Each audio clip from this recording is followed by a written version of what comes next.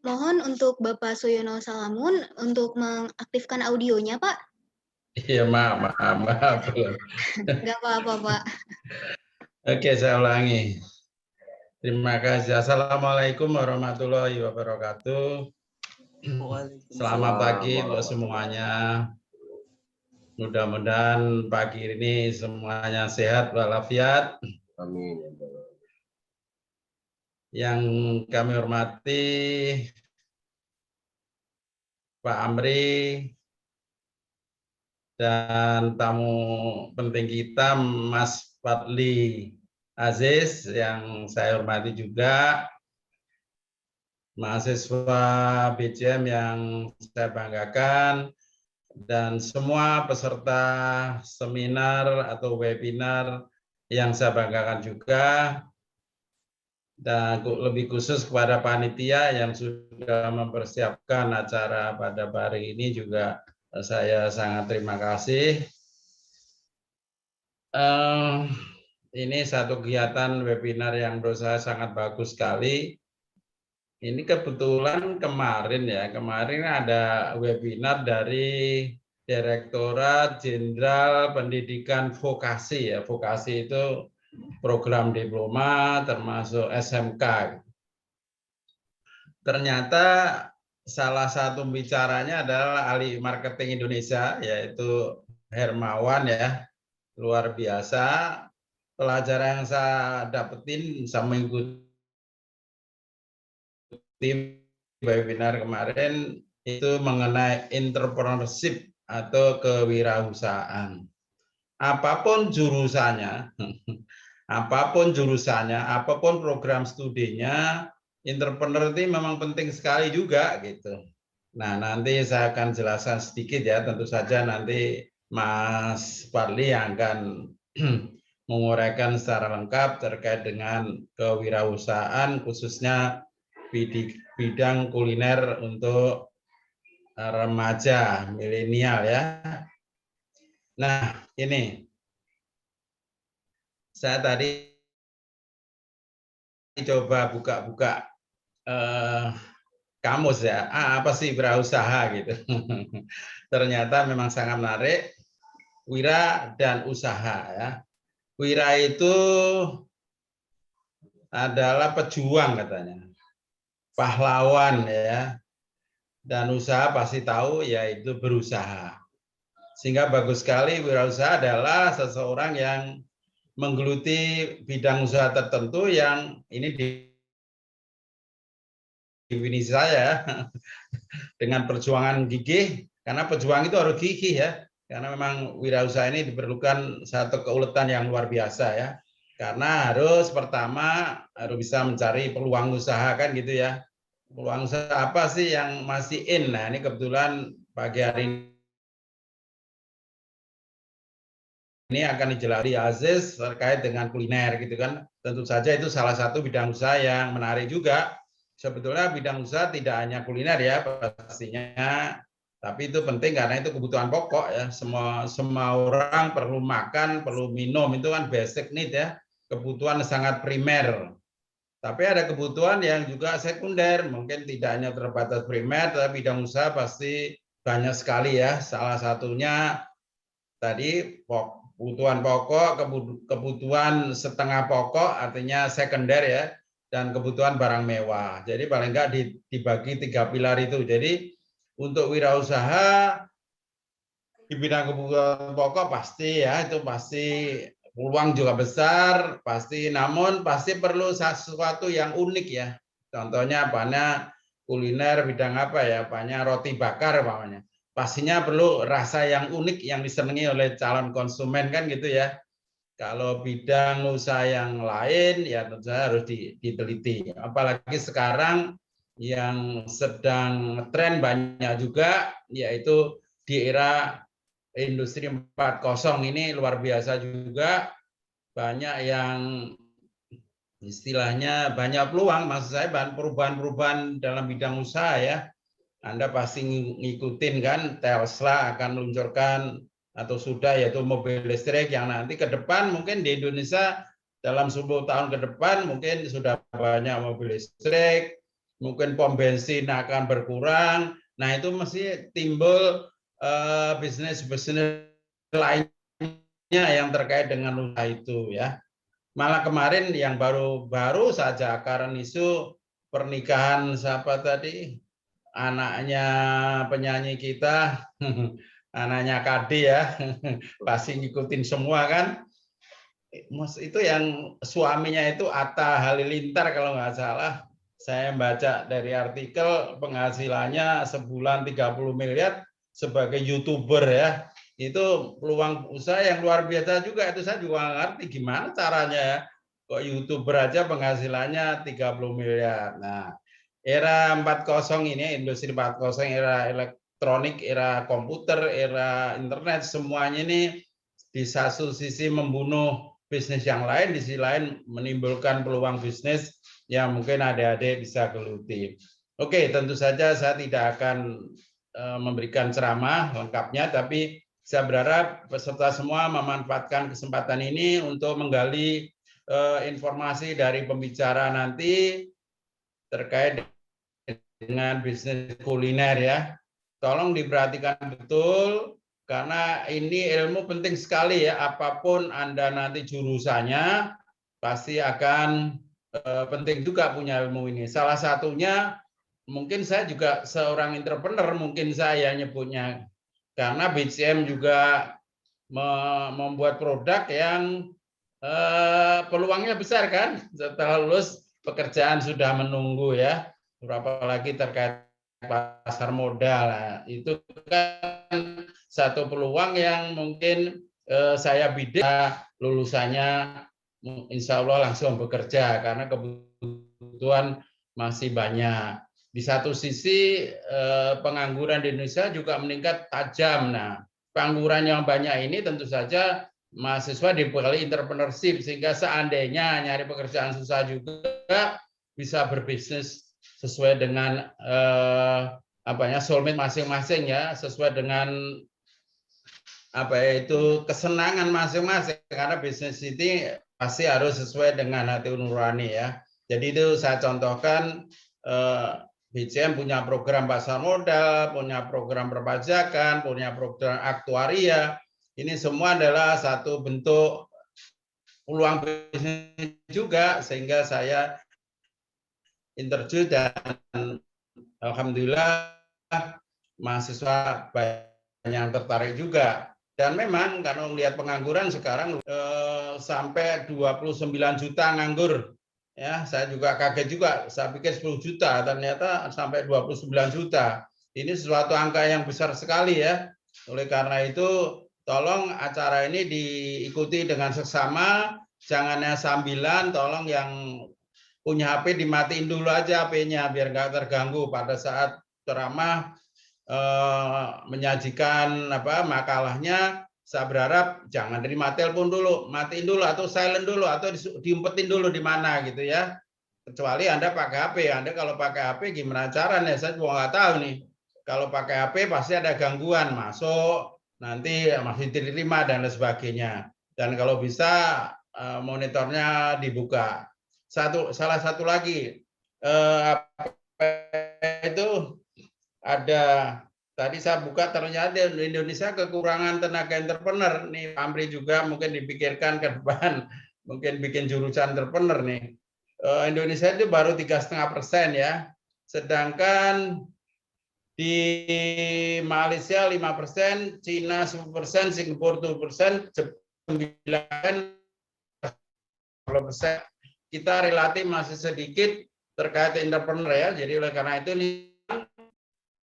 mereka masih kekurangan itu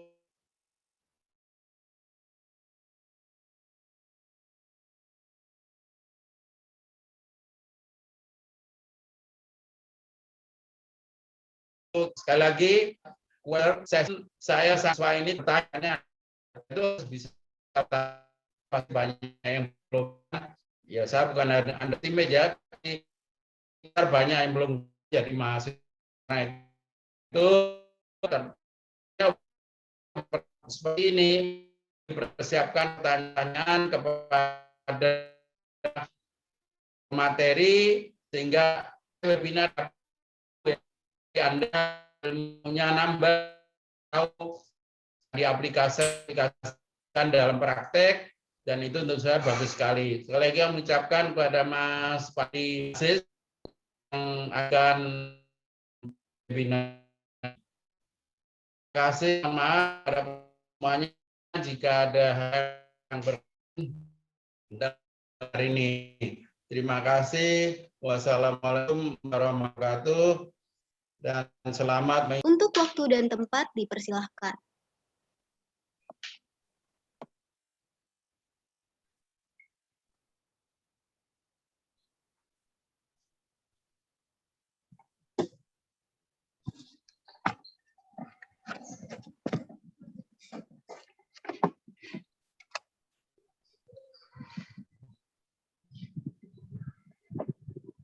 Assalamualaikum warahmatullahi wabarakatuh. Waalaikumsalam warahmatullahi wabarakatuh. Waalaikumsalam warahmatullahi wabarakatuh. Pagi-pagi udah suruh belajar ya teman-teman ya. Sebentar. Oke. Langsung masuk ke ini aja atau gimana ya? ke ke PowerPoint-nya atau perkenalan dulu deh. Sebelumnya terima kasih banyak untuk teman-teman BEM BKM College karena sudah mengundang saya untuk sharing tentang bagaimana saya memulai bisnis ya dari awal, dari nol sampai saat ini. Sebelumnya yang saya hormati Bapak Suyana Salamun, kemudian Bapak Amri dan teman-teman dari panitia BEM BKM College. Gitu kurang lebih. Oke, langsung masuk next. Saya konsepnya di sini ingin bercerita atau sharing aja kepada teman-teman, bukan maksud untuk menggurui karena juga memang saya juga masih belajar untuk mengembangkan bisnis yang sedang saya jalani ini. Oke, next Mbak. Oke, kedengaran ya suara saya ya? Kedengaran. Kedengaran ya? Oke, perkenalkan nama saya Muhammad Fadli Aziz. Saya lahir di Jakarta 11 Juli 1992. Saat ini saya memiliki satu brand bisnis kuliner yang bernama Deddy's Takoyaki. Jadi singkat cerita kalau boleh flashback, jadi saya waktu itu mulai bisnis itu saat semester 4.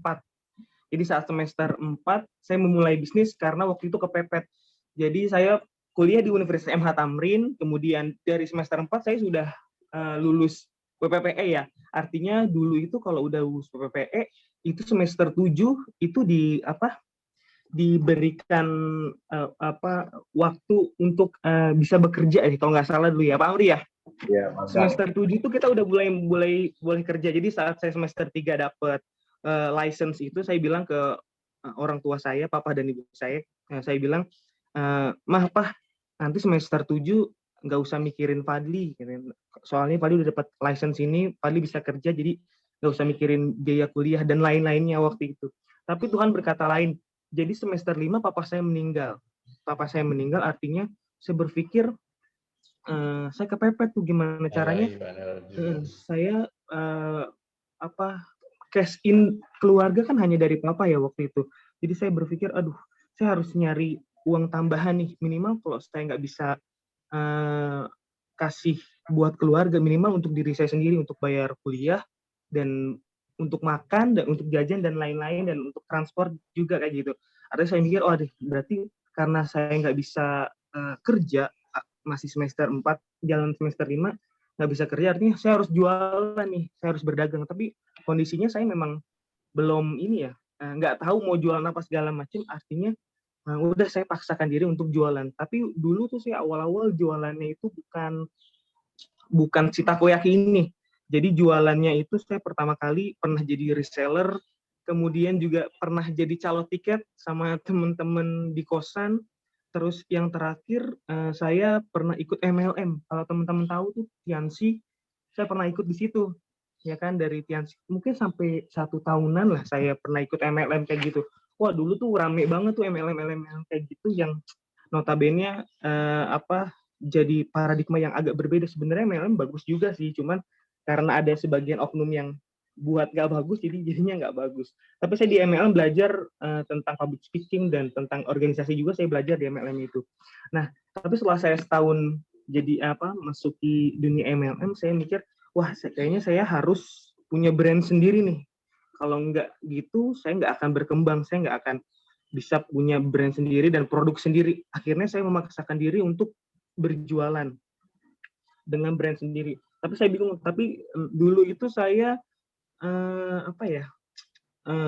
suka makan tapi nggak bisa masak. Kalau laki-laki kan kayak gitu, bisanya makannya suka tapi nggak bisa masak.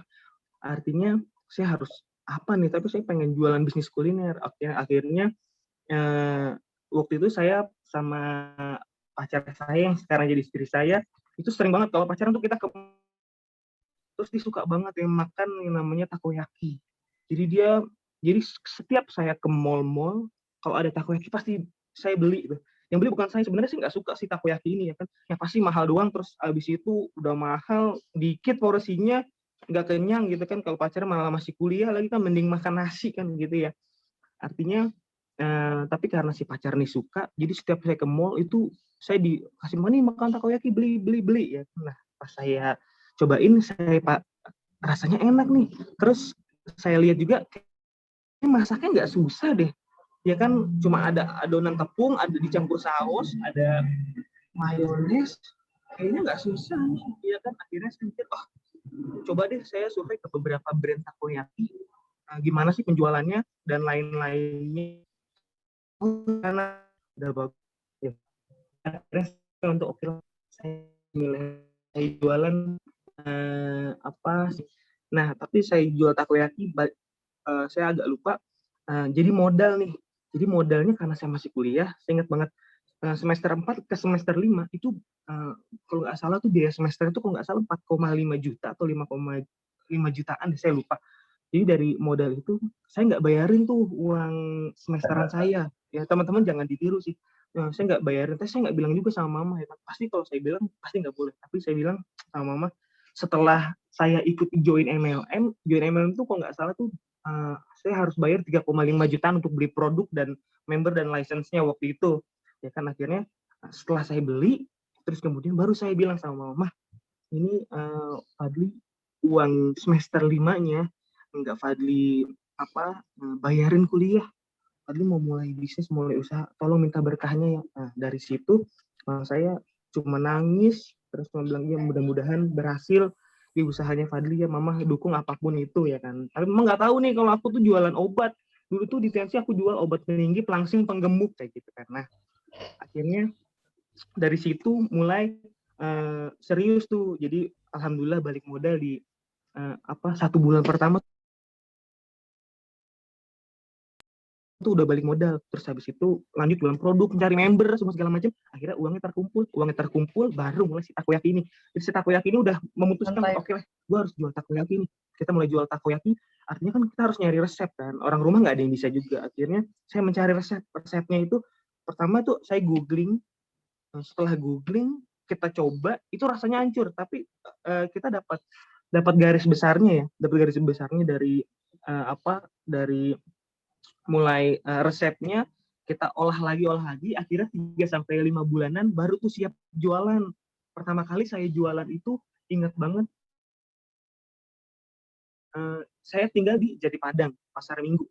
Pertama kali saya buka itu ada di Cilandak Mall, yang sekarang itu Transmart Cilandak. Dulu pertama kali jualan. Nah, bismillah tuh pertama kali jualan.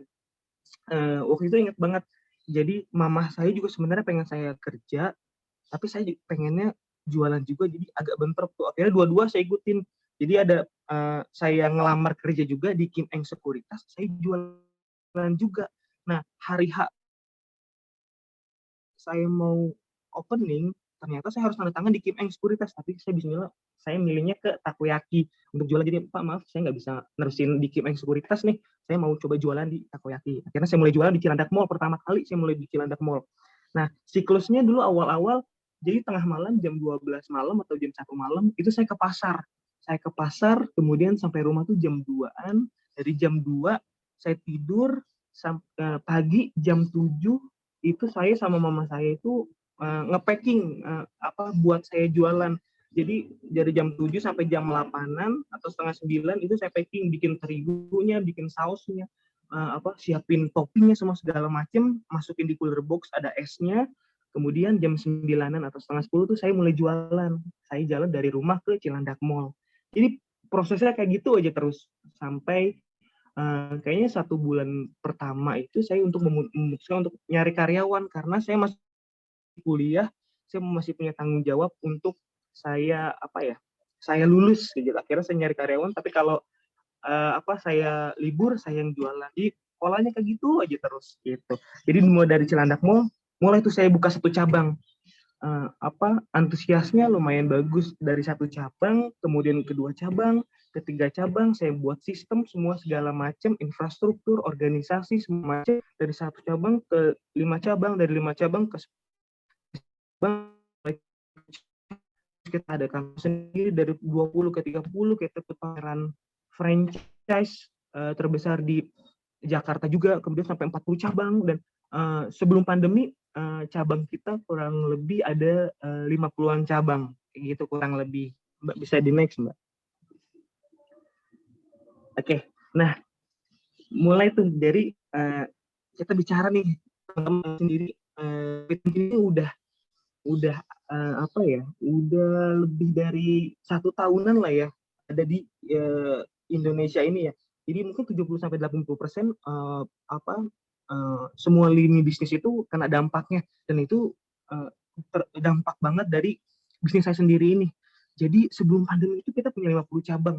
50 cabang artinya di workshop kita ada, atau di kantor itu kita ada 10-15 tim untuk mengorganisasikan 50 cabang ini. Tapi saat COVID-19 masuk, itu tuh informasi dari Cina itu ke Indonesia tuh jedanya tuh cuma 1 minggu sampai 2 minggu. Itu kita sempat jet lag kok.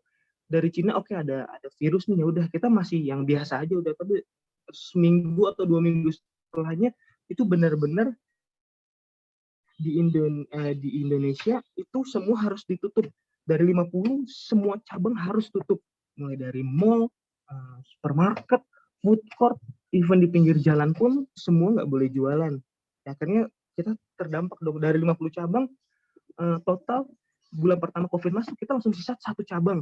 Jadi teman-teman bisa bayangin kalau cash-in-nya udah cash flow-nya itu udah berantakan banget tuh. Ini kan dari 50 cabang langsung ke 1 cabang. 1 cabang ini pun hanya di kantor, di workshop. Jadi workshop kita itu sekalian jualan online. Tapi sales-nya itu benar-benar hancur ya. Maksudnya mungkin orang takut beli makanan di luar. Ya mungkin teman-teman tahu sendiri, nggak mau keluar, semua segala macam. Artinya dari 50 kita tutup jadi 1 cabang. Artinya banyak tim yang harus kita tetap biaya operasional harus tetap jalan kan, semua segala macam. Ya udah, mulai dari situ kita mulai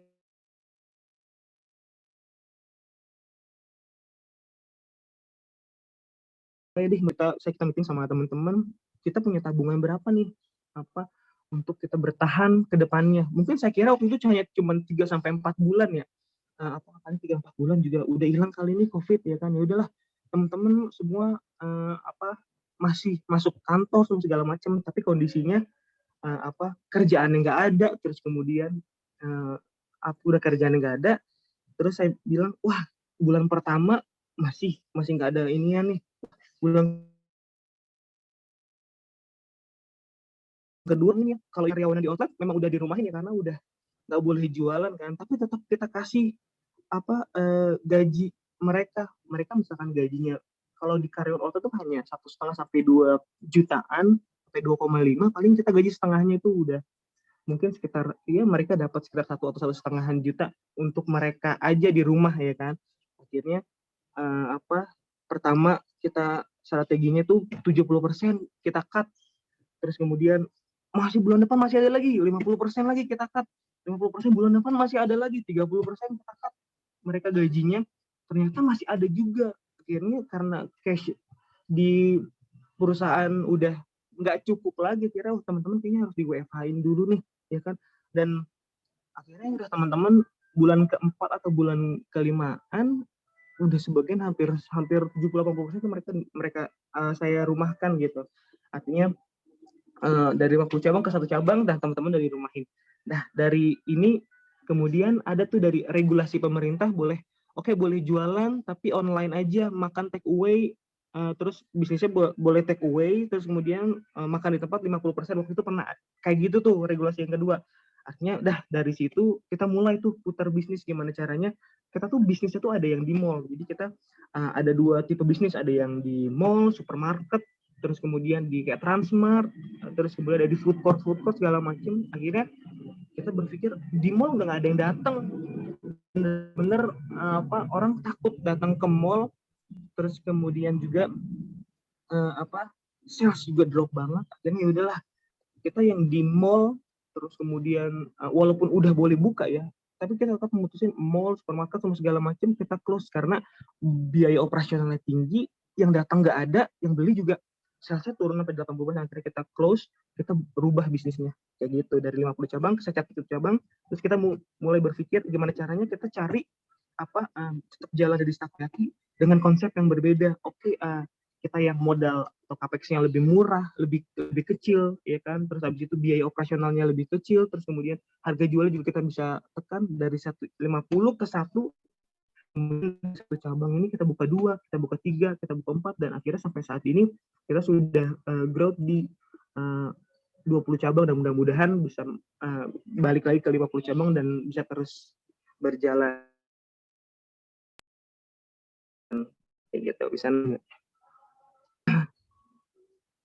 ya gitu. Jadi perbedaannya teman-teman, jadi yang sebelum pandemi itu kita konsep tuh ada yang di mall, terus ada yang di supermarket yang tadi saya bilang. Konsepnya ada yang di eksklusif ini yang sebelah kiri, ya kan. Tapi gede banget. Dari sales juga memang gede. Mungkin dari salesnya kalau di mall karena kita harganya kita lebih tinggi daripada yang di pinggir jalan sekarang, itu salesnya memang gede banget ya. Artinya kita harus juga kan compare dengan kompetitor sebelah. Mungkin ada di sebelah ada mungkin ada Hop atau mungkin ada ya Boot Island-nya yang seperti teman-teman. Kita harus benar-benar bisa berkompetisi sama mereka. Jadi eksklusif ini dari segi daripada yang sekarang. Akhirnya rubah nih dari yang eksklusif, biayanya memang gede banget. Masuk mall itu kurang lebih per bulan itu kita harus bulannya. Di general ini yang outlet yang sekarang itu modal biaya sewanya itu sampai 2 juta paling tinggi. Artinya kan jauh banget kan. Tapi kita konsepnya beda nih dari yang offline zaman dulu sama yang sekarang. Sekarang kita fokusnya ke si online-nya ini, ada Grab, Gojek, Shopee Food, semua kita jalanin dan modalnya juga lebih murah. Jadi kalau kita yang kiri ini modalnya itu bisa sampai 70 sampai 80 bang, di kanan ini paling 20 jutaan gitu atau 25 juta kita udah buka 1 cabang. Jadi kalau kita buka, jadi 1 cabang ini kita bisa buka 3 sampai 4 cabang yang di sebelah kanan ini kayak gitu. Dengan salesnya ya memang nggak segede yang di Gojek, tapi kita bisa terus survive dan kita bisa terus berkembang dan net profitnya kita masih dapat, nggak jadi masalah sih kayak gitu. Next Mbak E bisa di next. Mbak ya. Nah, pamrihnya Mbak ini kecepatan nggak ya? Soalnya dikasih waktunya 45 menit, sebentar banget. Nggak apa ya Pak ya? Nggak apa-apa. Mbak, nggak apa-apa ya, cepet banget. Nah ini produk saya nih, kita cepetin aja. Langsung ke materi, nanti saya mau kasih materi yang lumayan daging sih menurut saya. Nah ini produknya ada takoyaki, ada okonomiyaki, ada yakitori. Ini ada beberapa sausnya. Nah ini ada saus mentai, saus original, saus keju, dan lain-lainnya. Nah ini produk saya. Next.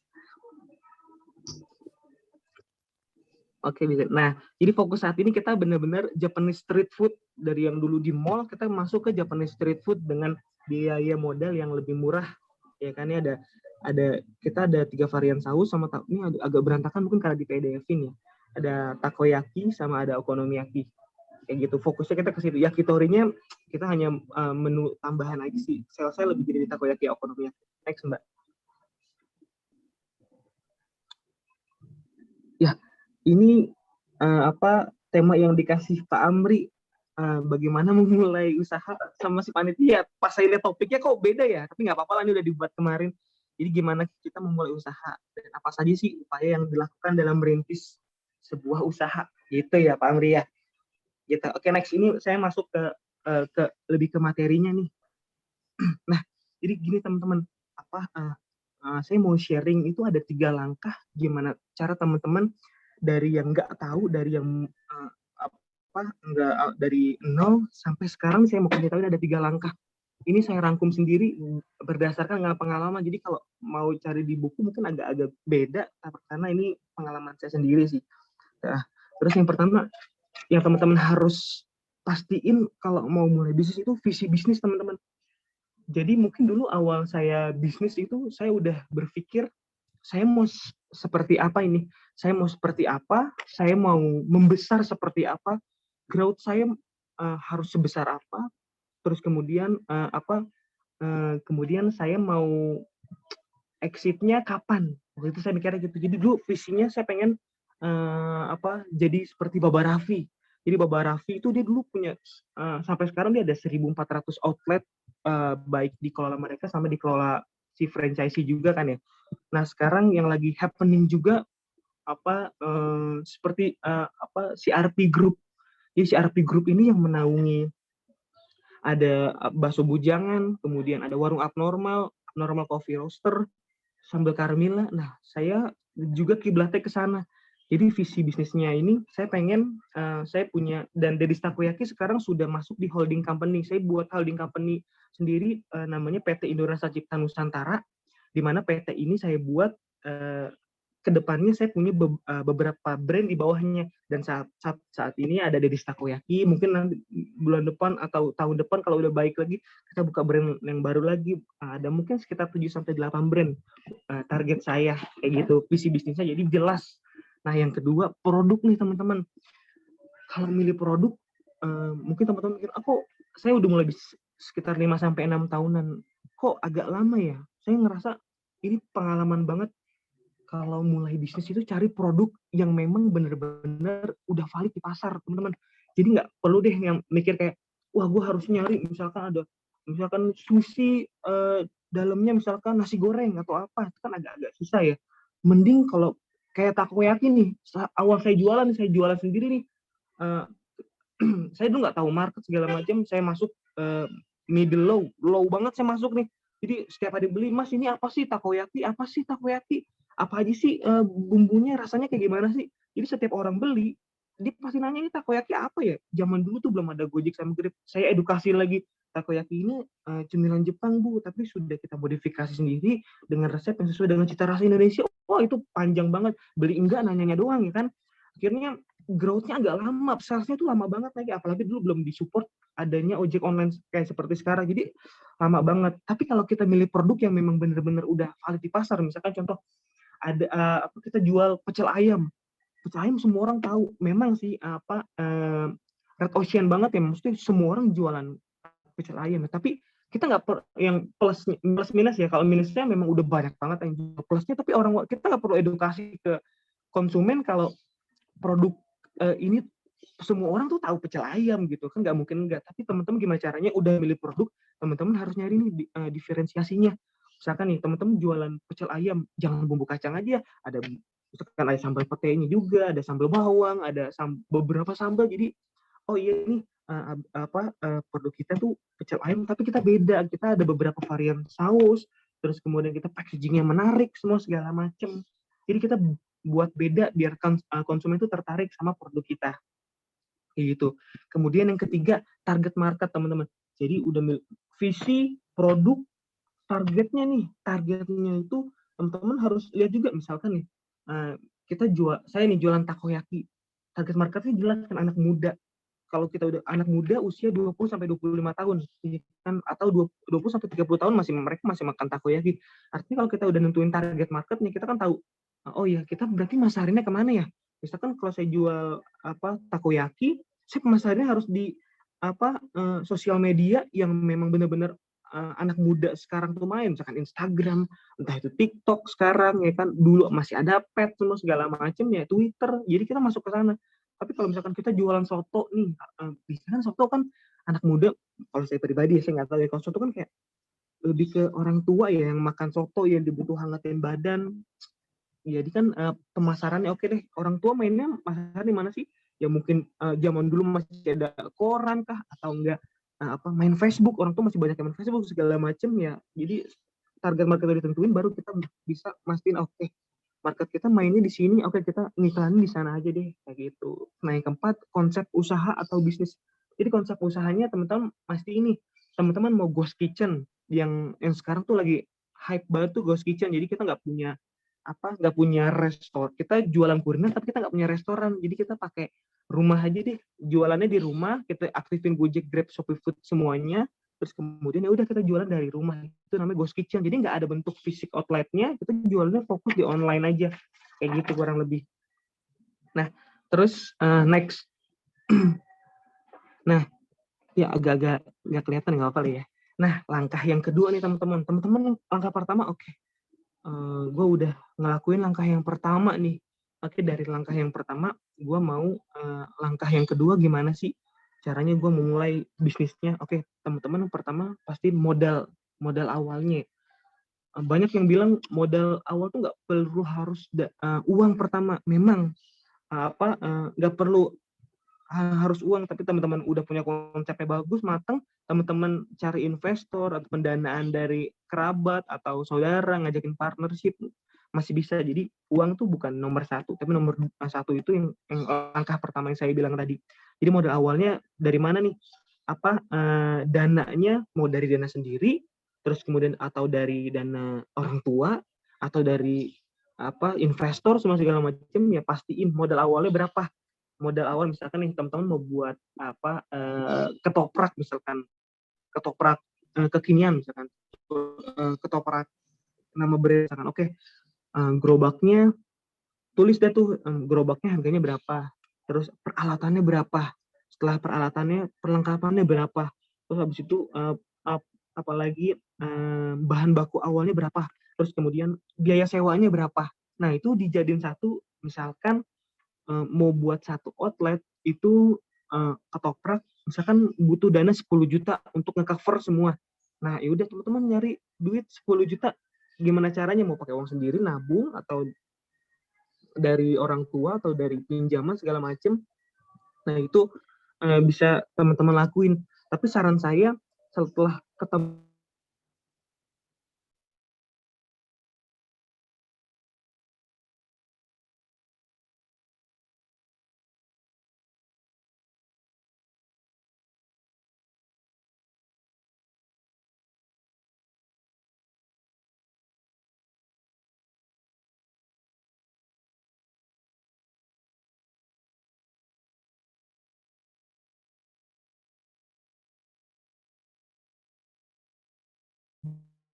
gaji karyawan misalkan 1 juta, jadi kita butuh 1 bulan itu sekitar 2,5 sampai 3 juta.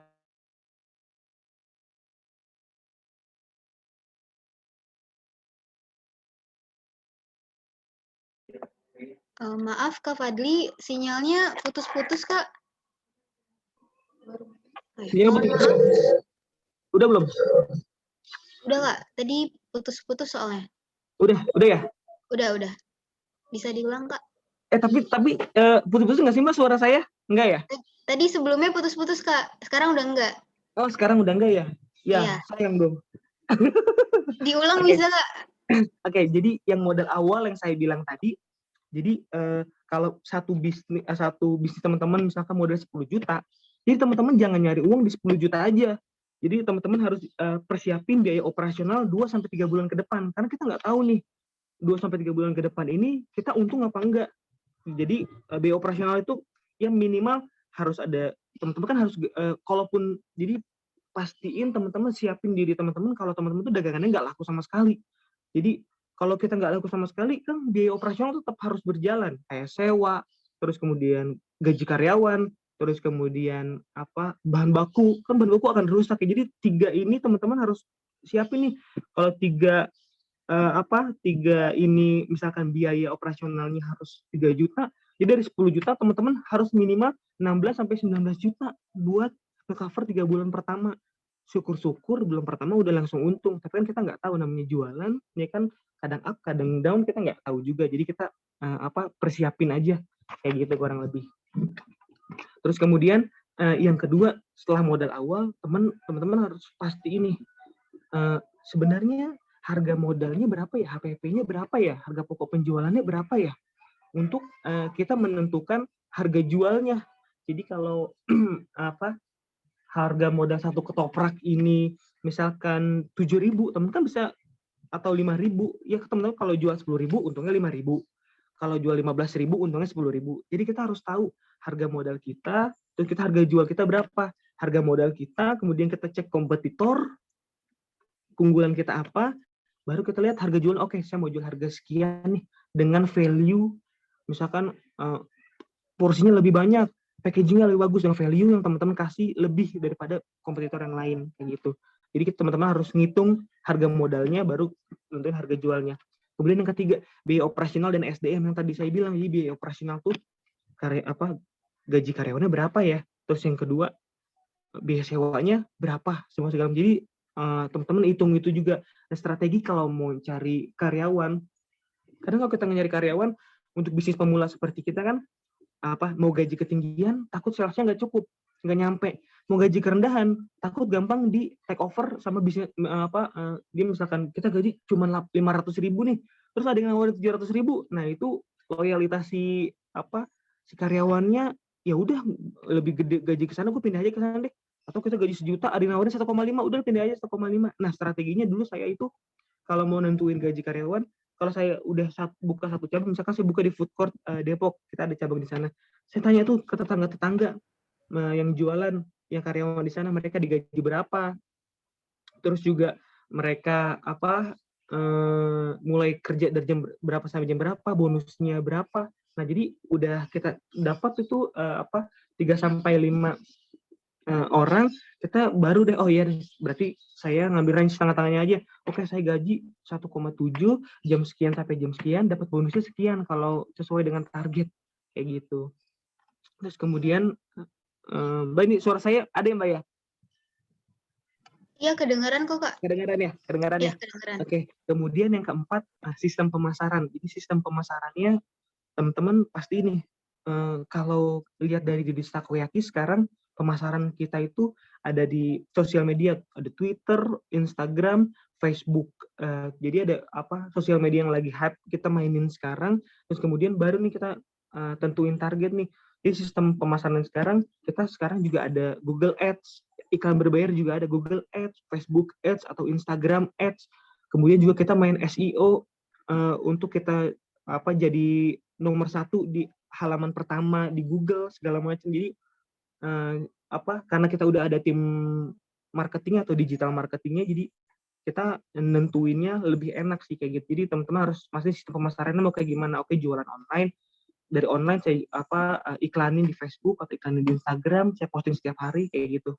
Nah yang kelima, SOP nih teman-teman. Jadi SOP itu sistem operasional prosedur ya teman-teman. Dari kan nggak mungkin nih, saya badannya cuma dari satu cabang, nggak mungkin saya pernah buka sampai 50 cabang. Artinya saya harus membuat SOP yang benar-benar kuat, yang bisa didelegasiin ke orang lain. Contoh, kita ngambil kalau mau boleh jualan, kita harus pertama kan karyawan di outlet. Oke, karyawan di outlet kita harus buat SOP-nya. SOP-nya apa aja? SOP pelayanan, SOP dari produknya, cara memasaknya, terus kemudian sistem pembayarannya atau sistem keuangannya. Jadi kita buat SOP itu buat apa? Buat nanti kita buat satu buku, kalau ada karyawan mau masuk nih, SOP-nya udah ada, coba dipelajarin, nanti kita training, baru dari satu cabang ke 2 cabang, jadi kita buat SOP itu penting banget kayak gitu. Oke, langsung langkah yang ketiga. Nah, langkah yang ketiga ini langkah yang terakhir teman-teman. Mungkin kita langsung ke Q&A aja kalau ada yang mau tanya ya. Jadi setelah langkah pertama, langkah kedua udah kita lakuin, artinya kita bisa nih buka dari cabang kedua, cabang ketiga, cabang keempat. Artinya kan kita nggak mungkin kita sendirian, kita butuh tim development. Jadi kita butuh organisasi. Jadi awal yang saya bangun dulu itu, kalau sekarang kita udah ada saya sebagai yang kayak controlling semua segala macam, saya masih pegang kerjaan mereka juga, saya cuma controlling mereka karena kan saya udah pernah cobain kerjaan mereka juga ya.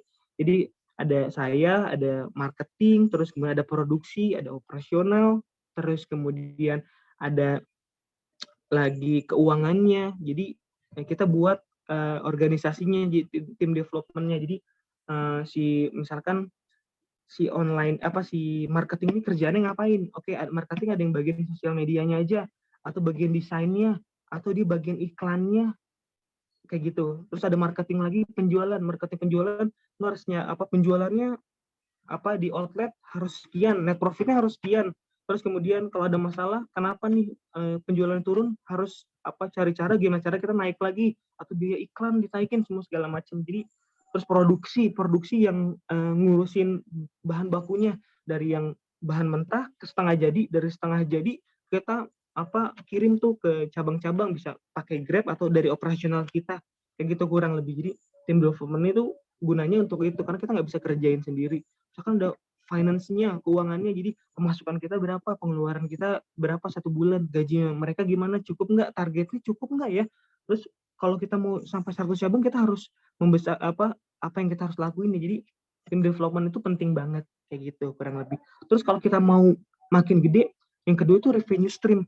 Jadi teman-teman nih, misalkan nih, teman-teman misalkan dagang somai, gimana caranya kita bisnis dapat pemasukan. Revenue itu kayak pemasukan untuk perusahaan. Pemasukan nggak cuman jualan somainya aja di outlet. Jadi teman-teman harus nyari gimana caranya pemasukan kita tuh banyak dari beberapa sisi. Misalkan kalau misalkan dagang somai di outlet kita dapat pemasukan. Pemasukannya juga dapat dari Gojek, Grab, Shopee Food, ada pemasukan tambahan lagi. Terus juga kita jual frozen food somainya, oke, ada pemasukan tambahan lagi di lini bisnis yang lain, frozen food somai. Terus kita buka lagi reseller frozen foodnya, wah berarti kan ada tambahan lagi, kita ada biaya member untuk jadi member di resellernya, kita ada pemasukan tambahan lagi. Jadi dari satu bisnis kita harus cari pemasukannya nggak cuma 1, bisa 3, bisa 5, sebanyak mungkin teman-teman harus cari, kayak gitu kurang lebih. Nah yang terakhir scale up. Jadi kalau langkah pertama ini juga mungkin saya masih belajar juga, cuman saya mudah-mudahan bisa ke tahap yang di sana. Jadi scale up itu udah langkah pertama sampai langkah ketiga sudah bagus semua. Gimana caranya? Teman-teman dari 1 cabang ke 50 cabang, 50 cabang ke 100 cabang, 100 cabang ke 200 cabang, 200 cabang ke 800 cabang. Gimana caranya kita benar-benar berpikir gimana caranya kita semakin besar dari organisasi kita dan tim kita semakin kuat, kayak gitu sih kurang lebih scale up-nya. Gitu aja sih kurang lebih. Mungkin ada yang mau ditanyain, atau mohon maaf juga kalau bicaranya agak cepet ya, memang saya orangnya kayak gini, kayak gitu kurang lebih. Ada yang mau ditanya, Mbak moderator? Silakan. Ya, terima kasih kepada Bapak Fadli Aziz atas pemaparan materi yang sangat menarik tadi. Oke, lanjut ke agenda selanjutnya, yaitu sesi tanya jawab. Nah, untuk sesi tanya jawab kali ini, kami memberikan kesempatan untuk 3 orang yang bertanya kepada Bapak Fadli Aziz atas pemaparan yang menarik tadi. Dan spesialnya yaitu dari ketiga pertanyaan tersebut akan dipilih salah satu pertanyaan terbaik dan akan langsung dipilih oleh Bapak Fadli Aziz dan akan mendapatkan door prize dari panitia tentunya. Untuk yang ingin bertanya bisa mengklik tombol raise hand dan ketika saya panggil namanya dimohon untuk meng-on-kan audionya. Oke, bisa dimulai dari sekarang. Siapa yang ingin bertanya? Oh, di chat udah ada ya, dari Pak Mam.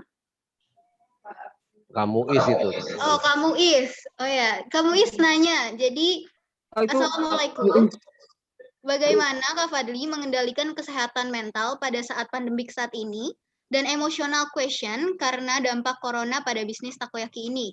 Karena kita tahu banyak sekali entrepreneur shock, terutama pada mitra kerja atau franchise. Nah, gimana Kak Fadli? Bisa langsung dijawab, Kak? mental. Jujurnya sih kena mental juga sih. Mental juga ya Kak.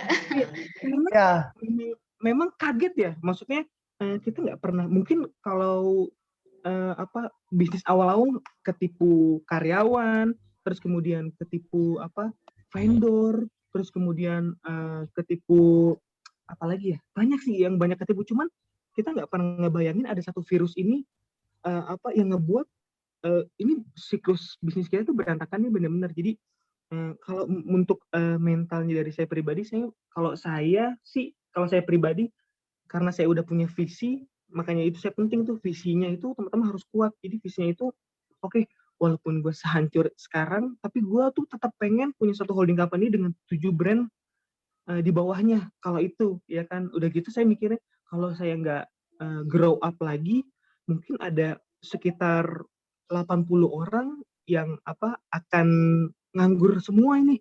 Yang di outlet kita kalau ada 50 cabang, artinya kan ada sekitar 80 orang, ada yang satu cabang tuh ada 1 atau 2 orang kan. Artinya kan di outlet aja udah 70 orang, misalkan di workshop kita ada 15 orang. Artinya kan hampir 70 sampai 80 orang. Kalau saya ini tutup ini bisnis, artinya kan mereka nggak ada kegiatan lagi. Udah gitu agak susah untuk mencari kerjaan kan. Saya mikir, oke nih gimana caranya kita harus bangun lagi nih, kita harus bangkit lagi nih, gimana caranya kita harus buka teman-teman yang udah pernah kerja di kita suruh kerja di kita lagi. Itu kalau untuk saya pribadi. Terus juga kan saya punya masih ada ibu saya, ada istri anak saya. Jadi kalau saya sih mentalnya lebih ke sana karena saya udah sering ngalamin kegagalan atau tipu-tipu sana sini. Jadi saya masih agak kuat nih kalau mental. Cuman kalau yang di cabang outlet, nah ini nih yang saya biasanya kasih edukasi. Kita pastiin ke mereka tuh yang pertama dengan kita ngasih gajinya kita nggak langsung cut. Kita kasih 70% dulu, 50%. Itu kita tarik ulur tuh. Sebenarnya juga saya nggak ngerti gimana caranya bangun mental mereka. Tapi paling nggak 3 bulan sampai 4 bulan pertama tuh mereka lebih tenang karena setiap bulan masih tetap dapat dari kantor kayak gitu, walaupun mereka nggak kerja, mereka lebih tenang tuh. Jadi udah nggak usah khawatir, teman-teman di rumah ini kita kasih kompensasinya aja walaupun nggak 100%. Ya udah, mereka yang pertama tuh tenang. Terus yang kedua ini kita share nih ke semua karyawan yang dirumahin, ini ada prakerja, teman-teman tahu kan ya, jadi setiap bulan dapat 600.000 dari pemerintah ya kan, nih pemasukan tambahan, ini caranya. Jadi kita edukasi ke mereka nih, buat teman-teman yang sekarang dirumahin, ini caranya nih masukin prakerja semua segala macam ya, kayak gitu. Jadi ada pemasukan tambahannya lagi. Terus kemudian yang ketiga, caranya kita itu, jadi kita menenangkan mereka. Oke, teman-teman nggak usah khawatir, perlahan kita akan buka lagi cabangnya, kita akan cari lagi lokasi baru untuk teman-teman jualan lagi di sana. Jadi kita agar mereka secure ya, maksudnya agar mereka tenang. Oke, nanti aku bakalan kerja lagi kok. Jadi mereka nggak yang takut kayak gimana, tapi kita juga tetap edukasi ke mereka ya, kalau teman-teman ada kerjaan lain ya udah nggak apa-apa, diambil aja, nggak perlu nungguin si takoyaki ini buka lagi. Jadi kita tetap tuh ngasih tahu, kalau karena kan bisnis sama bisnis kan kita ada komunitas ya, ini ada yang udah buka nih, jadi saya share ke teman-teman karyawan yang di takoyaki, ini orangnya bagus nih, coba aja ambil dia. Jadi kita biasanya tuh kayak gitu. Jadi buat mereka ada kerjaan baru yang nggak di luar takoyaki juga nggak apa-apa, yang penting mereka punya kerjaan atau pemasukan lagi sih sekarang.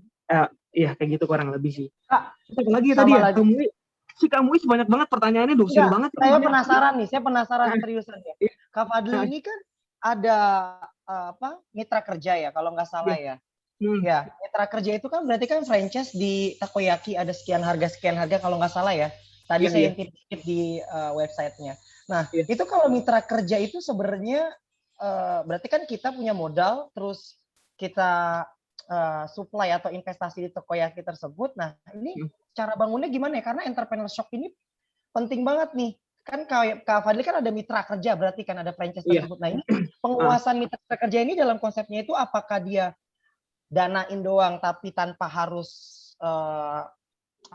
memiliki takoyaki ini, dalam hal ini dia ngurusin sendiri atau kayak gimana nih sistemnya yang untuk mitra kerja ini? Kalau kita sistem kerjanya gini, jadi ada mitra punya dana, mereka punya dana, Terus mereka biasanya ngajuin ke kita nih, saya mau buka cabang misalkan daerah Tangerang, lokasinya di sini. Kita sistem kerjanya gini, oke, yang kelola itu si mitranya.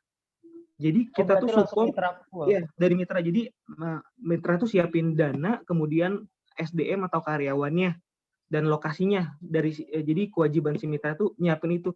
Nanti dari tim kita yang support, kita buatin websitenya. Kemudian dari website-nya kita kelola sosial medianya, kita ada timnya, terus kemudian kita kelola juga untuk pemasarannya, iklan semua segala macam. Terus kemudian dari desainnya kita yang support, kemudian dari bahan bakunya kita yang support. Jadi si mitra ini harus memesan bahan baku utama ke pusat kayak gitu. Jadi pemasukan kita juga dari biaya awal, kemudian dari bahan baku juga mereka harus pesan ke kita. Terus kita ada training. Jadi itu kita training ada tiga tahapan. Training yang pertama itu kunjungan langsung ke outlet, kemudian ada manual booknya, kedua kemudian ada DVD-nya, cara memasaknya, semua segala macam, cara pemasarannya juga kita ajarin. Terus kemudian kalau desain semua segala macam itu dari pusat. Jadi kalau si mitra minta, Mas, saya mau buatin desain ini dong, gini, request, by request, nanti kita kirim desainnya secara free. Jadi kita Jadi 50 cabang ini, cabang ini termasuk mitra ya, Kak?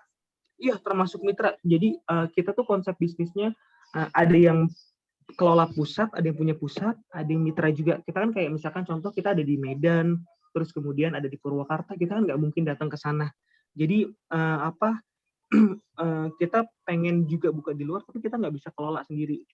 Tapi sebenarnya kita tuh jangka panjangnya, misalkan nih kita contoh kita ada di daerah Bandung, misalkan kita daerah Bandung cuman ada 1 atau 2. Target kita di Bandung punya ada 50. Nah, setelah ada 50 cabang di sana, kita buat satu depo di sana. Satu depo ini di sana ada produksinya, ada pembelian bahan di sana, controlling di sana, admin di sana. Jadi tuh kita pengen ke depannya kita punya depo di beberapa kota buat semua sistem operasional di outlet itu lebih baik kayak gitu. Oke. Ya, bagaimana kamu Is? Jawabannya sudah Makasih. cukup? Oke, Cukup, terima kasih. Selanjutnya ada yang raisen dari Kak Sugiarto. Ya, bagaimana pertanyaannya Kak? Silakan. Oke, Assalamualaikum warahmatullahi wabarakatuh. Waalaikumsalam warahmatullahi wabarakatuh. Perkenalkan Kak, nama saya Sugiarto. Nah, saya kan termasuk kayak ngikutin jejak kakak nih mulai dari semester. Ya mungkin baru semester ini baru mulai merintis usaha juga kan. Nah, kakak tanya juga kakak pernah jadi reseller. Itu reseller itu dari marketplace kayak Tokopedia sama Shopee kan Kak? Iya. Ya, kalau misalkan gitu kakak pernah nggak kayak ngejalanin beban iklan gitu kayak iklan ads Shopee atau Tokopedia? Nah, saya pernah ngejalanin tuh. Pernah ads, tapi ternyata cuman gimana ya, trafficnya itu bisa dibilang ada traffic paling cuma 1 sampai 2, kadang-kadang sampai nggak ada sama sekali. Nah, itu gimana Kak? Apa mungkin ngaruh sama kata kuncinya atau gimana? Gini, kalau dulu saya reseller itu belum happening kayak sekarang e-commerce, Tokopedia, Shopee segala macam. Dulu saya reseller ya reseller Maichi kayak gitu, keripik-keripik ya memang jualnya ke teman-teman aja.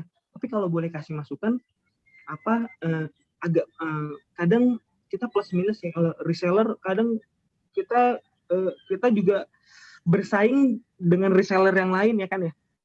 Terus kemudian kadang si orang pabriknya juga jualan juga. Jadi kalau teman-teman, kalau Mas ini mau iklan, jadi bagusnya gini Mas. Kalau mau iklan itu misalkan Mas jualan apa produknya? Kuih tahu Kak. Apa? Kuih tahu, produk keripik tahu. Oh, keripik tahu.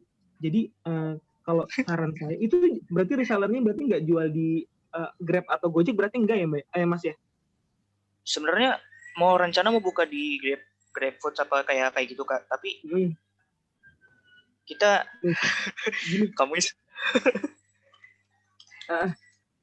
jadi gimana ya Kak? Gini, kalau menurut saya biar iklan, sebenarnya iklan tuh penting banget sih Mas. Tapi kita harus tahu polanya. Polanya gini, bagusnya gini. Kalau mau ngiklanin. Jadi misalkan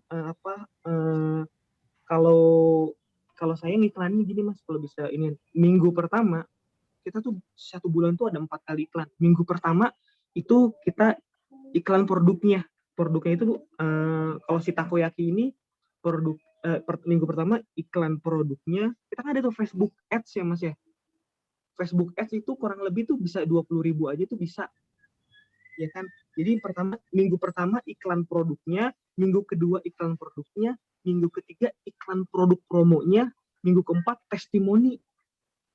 Jadi setiap minggu itu kita ada iklan yang berbeda. Kayak gitu, iklan yang berbeda. Jadinya minggu pertama kadang kita susah Mas kalau awal jual nih. Ini produk iklan pertama nih keluar. Kita ngeliat ini apaan sih, takoyaki apa sih, kalau kita brandnya nggak kuat ya. Makanya minggu kedua kita iklan lagi produk yang sama, terus dengan orang yang sama. Kok iklan yang kedua kok ada nongol dia lagi ya. Nah iklan yang ketiga ada promonya. Wah kayaknya lumayan nih, kayaknya ada promonya nih, gue bisa coba ini. Nah yang keempat baru biasanya mereka coba. Jadi kalau mau nentuin iklan jangan sembarangan Mas. Jadi Mas kan ada harga modal, ada harga jual. Jadi selisihnya berapa? Jadi jangan sampai boncos ya. Jadi artinya kalau kita ngiklan doang itu nanti malah trafficnya malah nggak ada. Jadi Mas tuh bangun fundamentalnya dulu, buat sosial medianya dulu, terus kemudian minta testimoni dulu ke teman-teman. Jadi Mas jual dulu ke teman, dari teman ini Mas minta testimoninya, dan dia share di sosial medianya mereka. Terus dari sosial media mereka tapi lewat nggak apa-apa. Suruh tag kita, setelah tag kita, terus kemudian kita kan bisa masukin ke sosial media kita. Jadi tuh bangun dulu Mas, bangun dulu fundamentalnya, baru diiklanin. Jadi jangan asal iklan, nanti orang-orang malah nggak trust ya. Kita kalau beli produk itu kita harus trust dulu sama produknya. Jadi Mas cari aja dulu yang gratisan, minta teman-teman suruh beli, teman-teman suruh posting ke Instagram gitu ya, Kak. Iya, terus habis itu udah mereka share, terus Mas dari sosial media Mas, habis itu di repost sampai ada misalkan ada 10 atau 20 orang yang nge-repost produknya. Artinya kan Mas udah punya database nih. Jadi orang-orang kalau ngeklik sosial media Mas, oh ini udah banyak ya yang coba, udah banyak yang makan ya, kayaknya produknya enak deh. Jadi Mas itu jangan langsung di-action, jadi pastiin kalau konsumen baru ini trust sama produknya Mas. Jadi kalau nanti kalau udah ngelakuin itu semua, baru deh coba beriklan. Jadi nggak langsung ngiklan, orang iklan langsung beli kan nggak mungkin. Jadi kalau bisa yang gratisan dulu aja kayak gitu, udah kebangun sosial medianya dengan baik, posting foto-foto yang bagus, yang menarik, yang gambarnya resolusinya yang bagus, semua segala macam, bangun pelan-pelan, nanti biasanya konsumennya bakalan masuk sih. Baru setelah itu baru mulai mikirin ads. Kalau untuk reseller bagusnya masuknya Facebook ads dulu aja, kayak gitu kurang lebih. Oke, gimana Kak Sugiarto untuk jawabannya? Apakah cukup? Cukup, makasih ya. Terima kasih Kak, terima kasih atas jawabannya. Lanjut untuk Kak Toba Wijaya, mungkin bisa dinyalakan speakernya dan memperkenalkan nama serta dari mana instansinya. Terima kasih. Baik, sebelumnya perkenalkan teman-teman, saya Toba Wijaya Banturuan dari Fakultas Kehutanan Universitas Sumatera Utara. Sebelumnya terima kasih buat Kak Fadil buat materinya yang keren dan cukup menginspirasi. Tapi saya ingin bertanya, kan tadi Bang Fadil ada berbicara tentang tim development gitu. Nah, yang saya ingin tanyakan, gimana sih cara kita merekrut satu tim development ataupun membuat tim development gitu? Kayak mana sih kriteria orang-orang yang cocok di tim ini kayak gitu? Dan pastinya kan ketika dalam tim itu dibutuhkan sebuah kekompakan. Nah, dan untuk mencapai kekompakan itu pastinya harus kita carinya, misalnya yang sesuai dengan pemikiran kita kayak gitu, Kak. Pokoknya kayak mana sih cara merekrut ataupun menciptakan tim development yang baik? Terus yang kedua, apakah yang bekerja dalam sebuah tim development itu termasuk karyawan? Kayak gitu, Pak. Gimana yang kedua, Mas? Yang kedua, apakah yang bekerja dalam tim development ini termasuk karyawan gitu, Pak? Oke, gini, saya jawab yang pertama ya, tim development yang bagus. Sebenarnya kalau realistisnya ya, biasanya saya pun dulu ngalamin itu. Jadi di awal bisnis, kita susah tuh buat cari orang-orang yang mau kerja sama kita. Karena apa? Karena mereka pasti berpikir, ngapain gue kerja sama lu? Bisnis itu juga masih belum gede, terus juga lu masih gitu-gitu aja, ya kan? Kenapa gue harus milih bisnis lu? Jadi yang pertama saya lakuin, saya meyakinkan kepada orang-orang yang mau kerja sama saya bahwa bisnis ini akan tumbuh besar. Itu yang pertama, visi kita jelas, misi kita jelas, kita mau kemana. Jadi jadi someday kita besar, lu akan gede juga di tempat gua. Jadi pertama itu kita harus yakinin dulu. Terus kemudian yang kedua, ini agak-agak berat ya, karena dari kita harus, kalau skill ya, itu penting banget sih sebenarnya. Jadi kalau kita mau cari tim yang development yang bagus, untuk awal bisnis, kita agak susah tuh cari yang orang yang benar-benar punya skill bagus. Misalkan dia memang skill-nya, misalkan dia finance, misalkan dia keuangan, dia bisa dari perusahaan besar, kan nggak mungkin dia masuk ke tempat kita. Jadi kalau kita mau buat tim development yang bagus, kalau kita nggak punya uangnya, pastiin yang harus bagus itu ya elunya.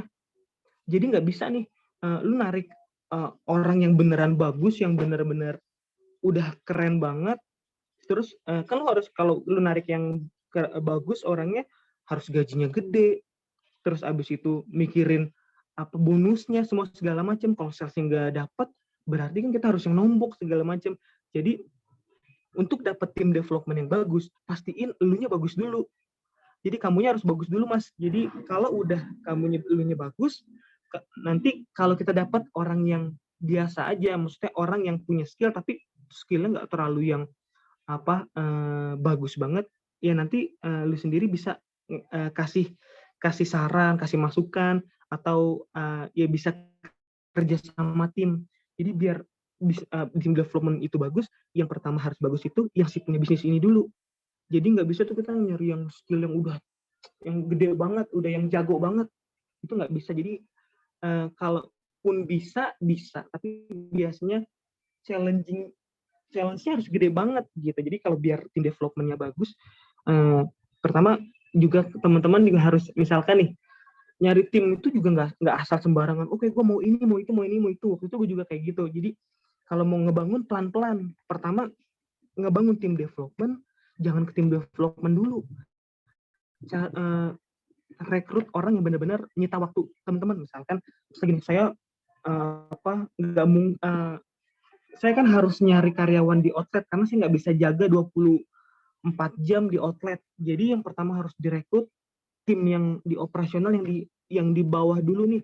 Misalkan kayak yang karyawan yang di outlet, terus kemudian dari karyawan di outlet baru nih yang kedua, wah produksi udah semakin gak kehandle karena cabang udah ada 10, saya nggak bisa bikin terigu sendiri ngadonin setiap hari 3 karung. Oke, yang kedua yang dibutuhin. Jadi seharusnya masukin tim sesuai dengan kebutuhan. Jadi ngapain teman-teman langsung ngambil finance, dibutuhin yang dibutuhin banget. Oke, orang finance bisa dipakai Excel aja cukup untuk pemasukan pengeluarannya, cukup deh, nggak perlu ada finance yang keren banget. Tapi produksi bikin tepung kan nggak mungkin sehari harus ada 1-2 karung 30 kilo, harus bikin 100 pack, terus sausnya harus bikin 20 liter atau harus 20 dirijen. Kan kita harus nyari orang lagi buat gantiin kerjaan kita. Jadi baru nih dari current outlet, tim produksi. Jadi jangan langsung ke finance, udah tim produksi, udah ada, dapat. Kalau udah mikir, aduh nanti yang ngirim siapa ya? Gue nggak bisa nih ngirim sendiri nih. Baru cari lagi karyawan yang kerjanya di operasional, yang ngirim-ngirim barang. Kayak gitu, yang nge-packing, yang ngirim-ngirim barang.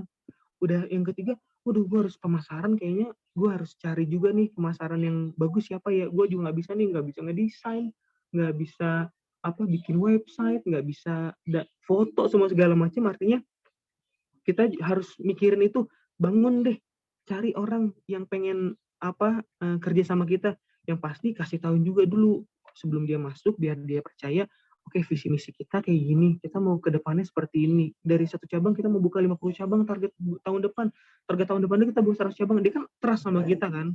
Artinya baru kalau udah dapetin 3 karyawan yang pertama, kita kan udah dapat pemasukan yang lumayan ya. Revenue kita udah banyak dari bahan baku, dari cabang di outlet sama segala macam, kita bisa tuh mulai gaji karyawan yang agak lumayan.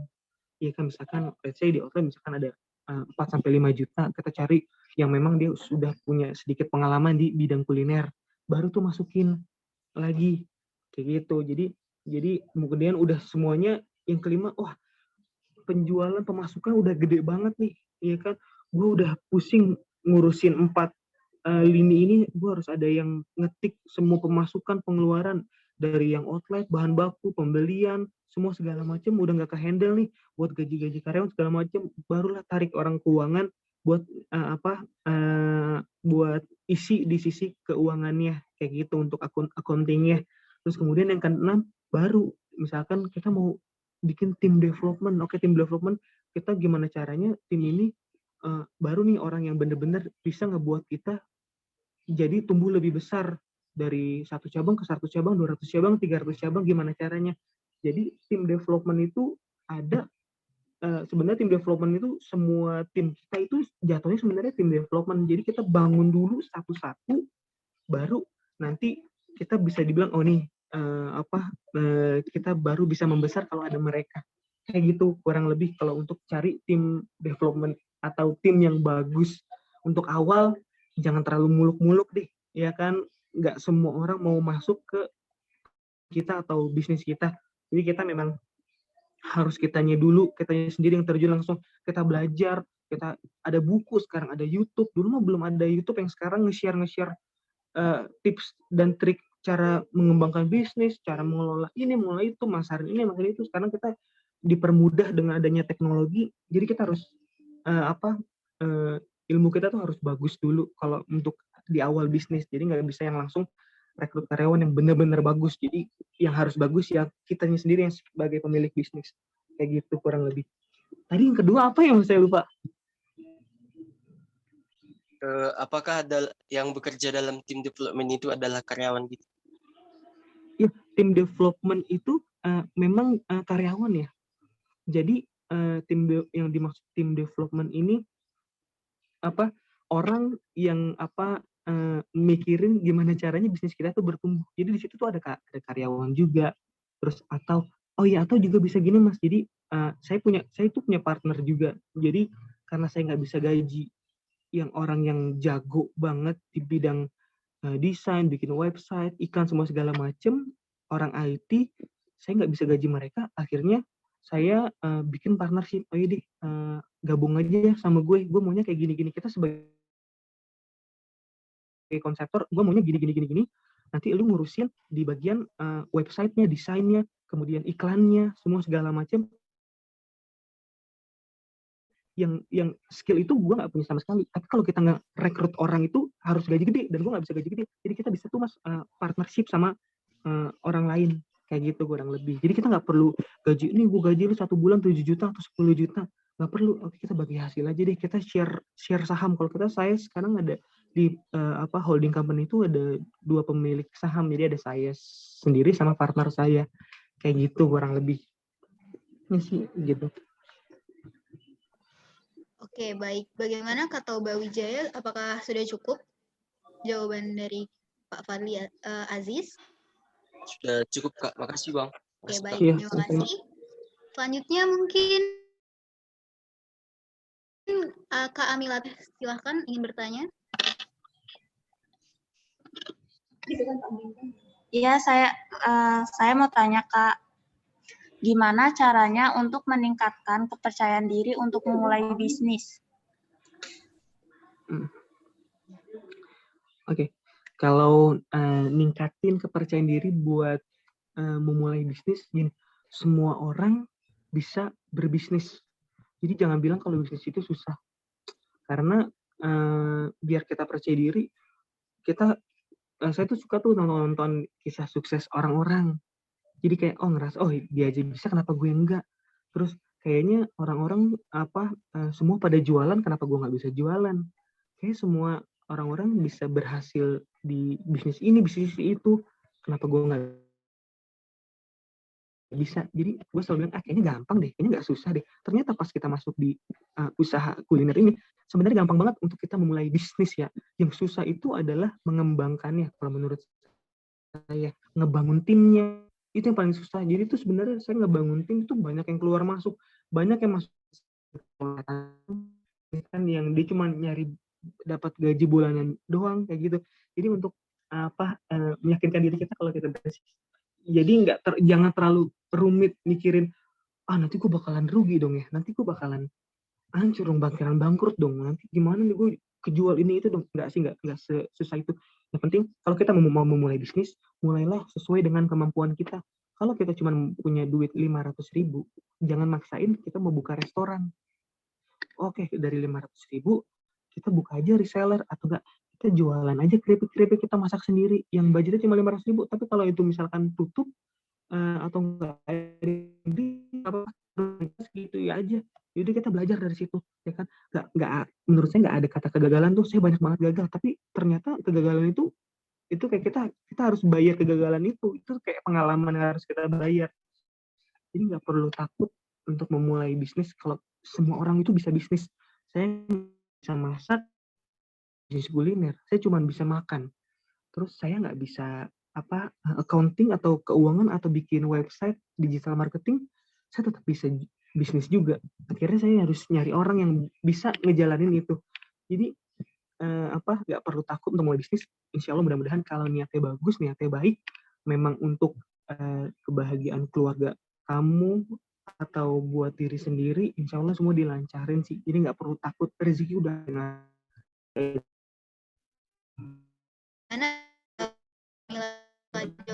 cukup. Terima kasih. Selanjutnya mungkin Kak Dian Putri boleh langsung saja bertanya kepada Kak Faiz. Ya, saya pas awal merintis itu terobosannya apa aja ya Kak yang dilakukan? Apakah seperti promo-promo untuk menarik pelanggannya supaya lebih tertarik? Terus juga bagaimana sih cara menghandle keuangannya pas awal-awal gitu? Terima kasih. Oke, kalau dulu awal-awal bisnis saya itu belum. Kalau saya boleh kasih saran, kalau mulai bisnis, saya misalkan buka jualan somai.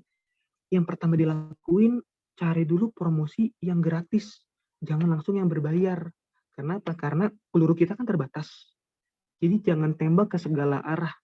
Jadi teman-teman jangan buang uang, tapi nggak tahu ini akan berhasil atau enggak. Jadi cari dulu promosi yang benar-benar gratis. Minta bantuan teman-teman untuk nge-share produk teman-teman. Terus kemudian yang kedua, bisa juga minta kerabat datang ke outlet. Ayo dong nih cobain, gue lagi buka bisnis nih di sini nih, datang dong ya kan. Itu kan nge-support mereka nge-share segala macam. Nah, kemudian kalau memang mau beriklanlah sesuai dengan budget yang ada. Jadi jangan terlalu maksa, akhirnya malah berantakan semua. Jadi kalau mau beriklanlah yang benar. Beriklannya itu misalkan budgetnya berapa, target sales-nya mau berapa, kemudian target insight-nya mau berapa kalau kita di Instagram, terus kemudian target ke depannya berapa. Jadi harus dibuat target itu semua.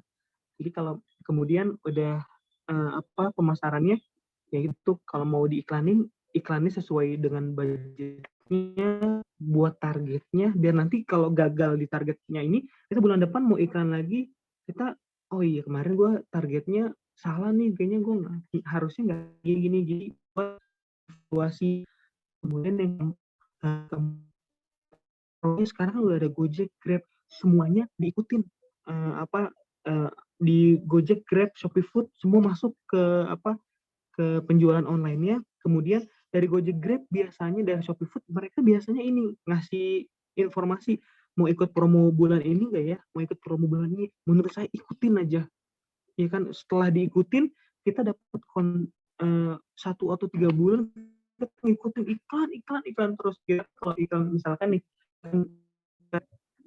kita dipotong iklan promo, dipotong dipotong biaya si Grab-nya juga, memang dapat keuntungannya sedikit. Tapi konsumen kan, kita kan target di awal kan gimana caranya mereka coba dulu nih produk kita.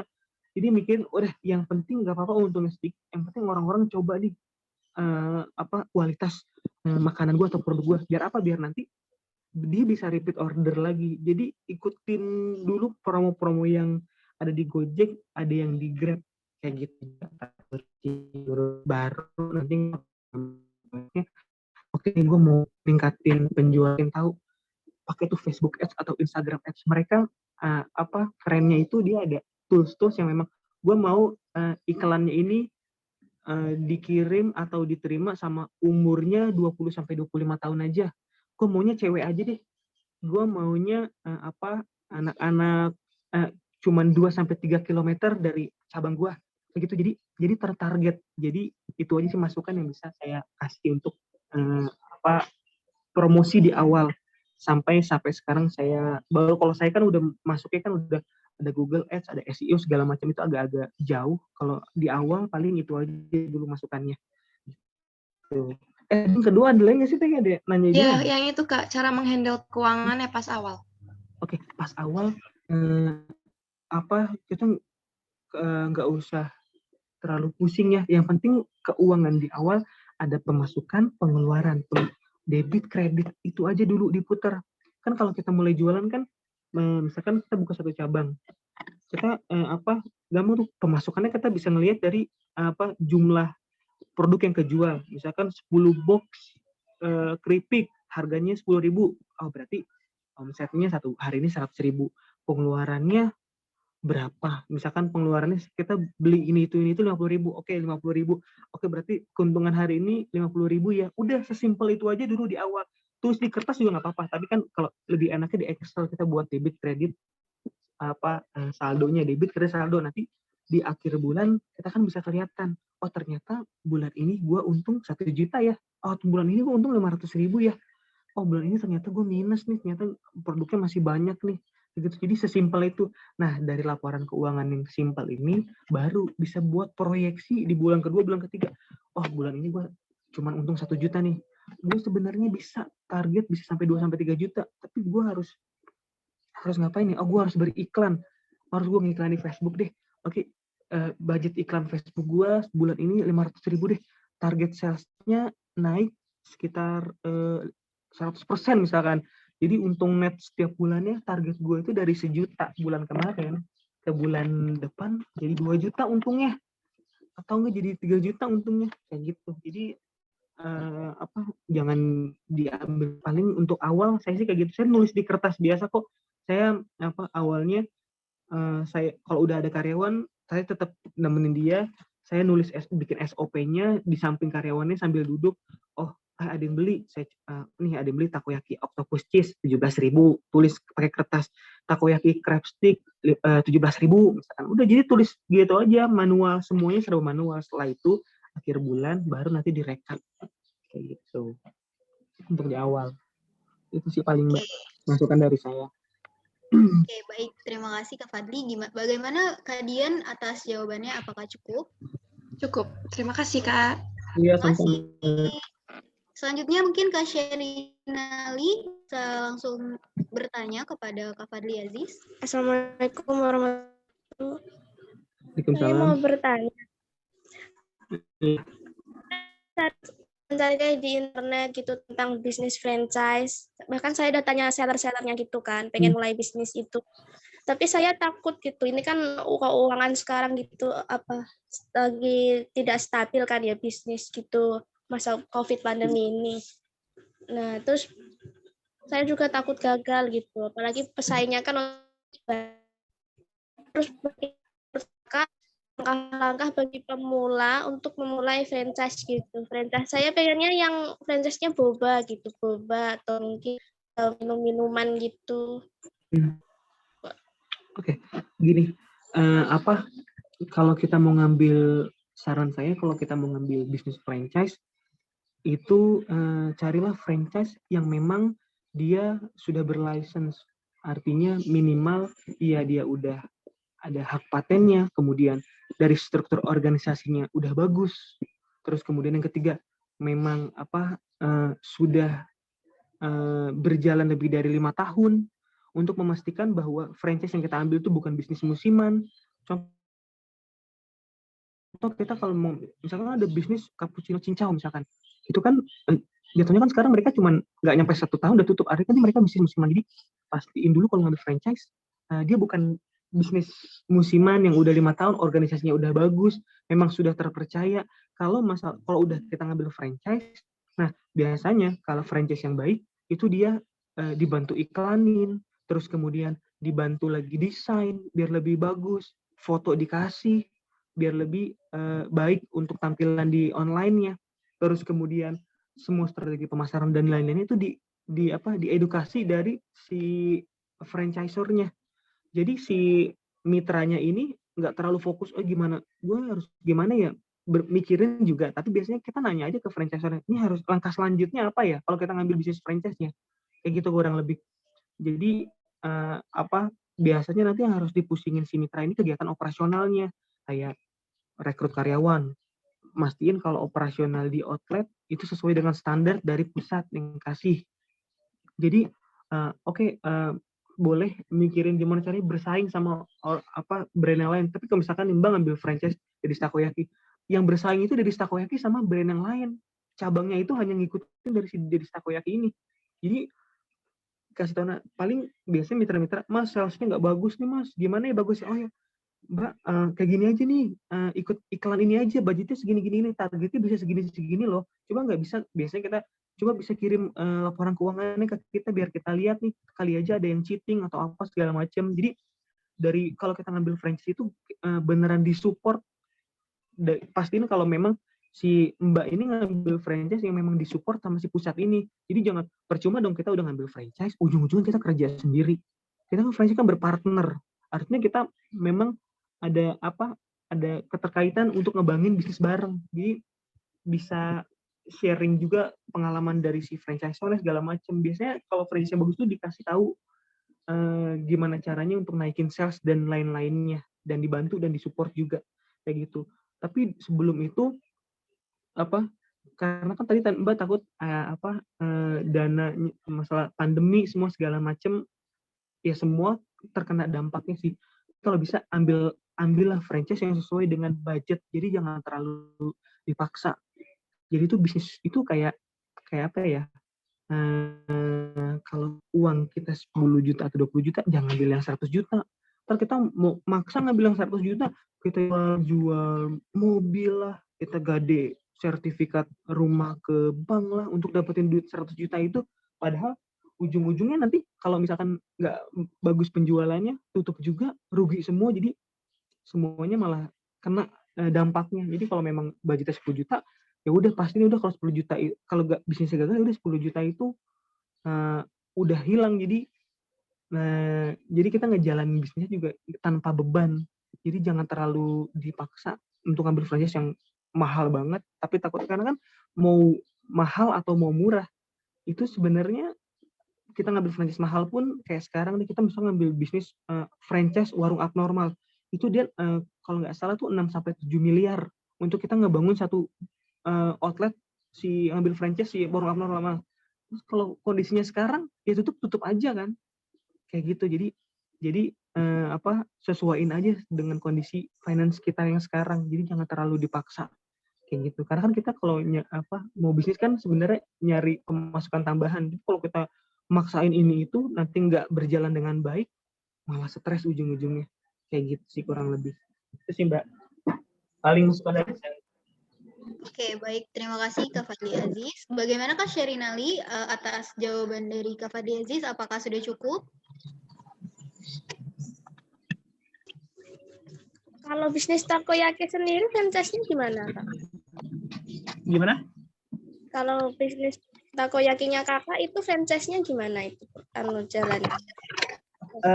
Ngejalaninnya sama dengan franchise yang lain ya. Jadi ntar jadi jualan deh. Nanti ini aja di search aja di websitenya di ristakoyaki.com, nanti informasinya di situ ada semua sih kayak gitu. Yang pasti kalau kita nge-support semuanya, jadi buka cabang pertama kita bantu iklanin. Jadi yang pertama buka seminggu atau sebulan pertama itu kita iklanin agar minimal 70.000 orang di sekitar lokasi itu menyadari bahwa takoyaki buka di sana. Itu yang pertama. Yang kedua, kita bantu desain. Jadi mau desain apapun, Mas saya mau ini beli 2 gratis 1, minta bikinin desainnya dong. Ya udah kirim konten ke kita, nanti kita ada tim desain yang buatin, nanti kirim ke ke mitranya. Jadi kita benar-benar nge-support, Mas penjualannya nggak bagus nih, harusnya gimana ya? Oke, sekarang kita kan compare ya, ada puluhan cabang mitra kita yang penjualannya bagus banget, ada yang biasa aja, ada yang rendah juga ada, memang ada. Tapi kita kan bisa belajar, oh yang bagus banget ternyata lokasinya dia di sini loh. Marketnya dia tuh ternyata ada orang kantoran, ada yang komplek, iya kan, middle up loh, iya kan. Jadi kita harus masuknya ke sana. Oh kita lihat ternyata lokasinya nggak terlalu bagus nih, pindah aja nggak apa-apa. Kayaknya lokasinya menurut market kita nggak cocok, kita suruh pindah. Biasanya nanti kita ada evaluasi lagi sih kalau outlet yang kurang bagus. Tapi yang pasti kalau di kita adalah kita minta bantuan ke si mitra bahwa kegiatan operasional di outlet harus sesuai dengan standar yang pernah diajarin atau di training oleh tim training kita ke si mitra ini. Kayak gitu kurang lebih. Oke, bagaimana Kak Sherina? Apakah sudah cukup? Oh, baik. Terima kasih atas penjelasannya, Kak Fadli. Iya, sama-sama. Baik, terima kasih untuk Kak Fadli Aziz atas jawabannya. Lanjut saja kita, karena ini waktunya sudah mepet, jadi mungkin pertanyaan yang di kolom chat bisa dilanjutkan di lain kesempatan ya. Selanjutnya kita beralih ke ice breaking. Setelah tadi kita sudah mendengarkan penjelasan dari Kak Fadli Aziz dan juga sudah menyimak Q&A yang baru saja dilakukan, sekarang kita ke tahap ice breaking, yaitu game Kahoot.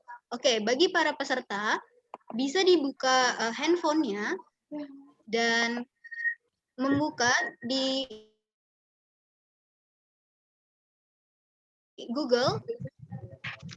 Nah, oke. Apakah sudah semua dibuka game Kahoot-nya?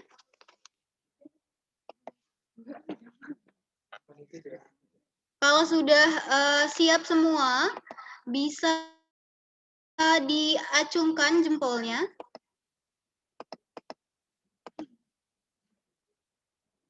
Ya. Bagaimana?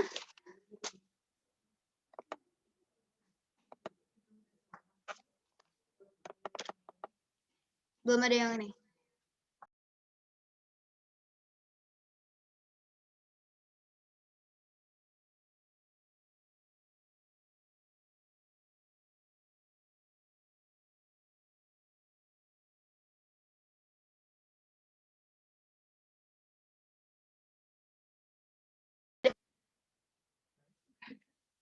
Nanti peserta bisa, teman-teman bisa langsung masukin kode atau game pin-nya yang tertera di layar. Oke, yang lebih menarik lagi adalah yang berhasil mendapatkan skor tertinggi itu akan mendapatkan door prize tentunya dari panitia. 3 peserta dengan skor tertinggi akan mendapatkan door prize. Ayo, sayang banget kalau nggak ikutan main. Ayo dibuka handphonenya, gadgetnya, terus dibuka aplikasi web Kahoot-nya. Langsung pakai nama asli ya, nggak boleh pakai nama samaran, nggak boleh pakai nama singkatan. Nanti bingung kasih hadiahnya kemana ini, ya kan? Ayo mulai. Siapa? Kita tunggu sampai jam 10.48 kali ya. 10.50 deh untuk join semua teman-teman. Kalau yang udah boleh diacungin jempolnya biar kita tahu berapa aja yang udah siap atau belum. Ayo, sayang banget nih kalau buat teman-teman yang nggak mau ikutan atau mager banget buat buka webnya, masa kehilangan door prize-nya gitu kan? Ya, langsung aja dibuka. Yang masih belum bisa atau masih bingung bisa ditanyain. Wah, udah lumayan rame nih. Ada yang namanya Sayang. Aduh, Sayang gimana ini nanti kalau kamu dapat hadiah? Bingung. Udah gitu ada number one. Number one bisa diganti sama nama asli kali ya. Terus siapa lagi? Tanda tanya. Aduh, nanti bingung kalau dapat hadiah. Mau kasih siapa? Terus kepo. Namanya unik-unik ya. Benar. Ada yang namanya LW tuh. Terus ada yang namanya I doang, R doang. Oke. Ini udah semua atau gimana? Masih mau main? Waktunya 4 menit lagi untuk menunggu teman-teman yang masih mau join. Ada Moms Academy juga ternyata ikutan main. Masya Allah sekali ya. Terus siapa lagi nih? Aprik, FWF, HWF.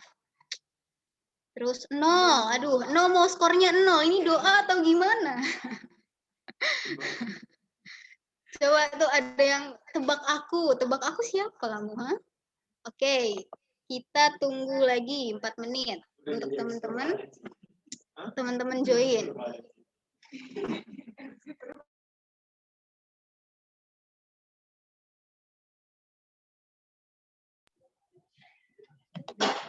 Mbak Moderator, makasih ya waktunya.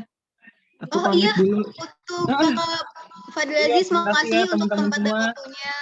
Ya. Makasih banyak ya, Kak. Selamat bekerja, Kak. Aziz. Ya, Pak Amil, makasih banyak. Iya, Pak. Ya, Fadli, makasih ya. Ya, sama-sama, Pak. Makasih juga waktunya. Ya. Untuk Bapak Fadli Aziz, ya. Nanti itu ya Kak, tolong pilih dua pemenang, satu pemenang pertanyaan terbaik Kak, bisa dikirim ke panitia nanti ya Kak. Oke, Mbak. Makasih banyak ya Mbak. Ya, Assalamualaikum. Waalaikumsalam. Ayo, kita punya waktu 3 menit lagi untuk kita mulai game Kahoot-nya. Ada yang namanya siapa tuh? Welcome to bar. Welcome to bar apa? Ada Tatangs, Iya, siap. Ada siapa? Jos. Oke, ada Hu. Ini gimana ini? Bingung saya.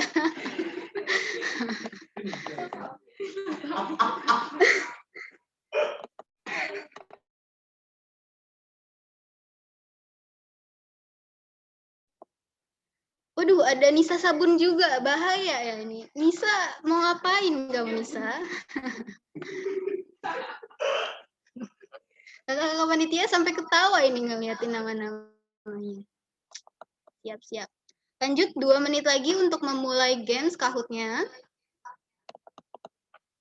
Ayo, sayang banget nih buat yang nggak ikutan. Aduh, nyesel nanti kalian. Serius. Ayo. Siapa lagi yang mau join?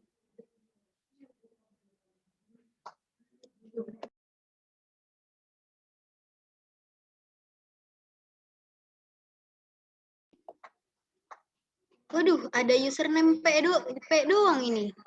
Nggak sopan banget ini P gitu. Ada juga doa mama. Amin ya, semoga menang doa mama.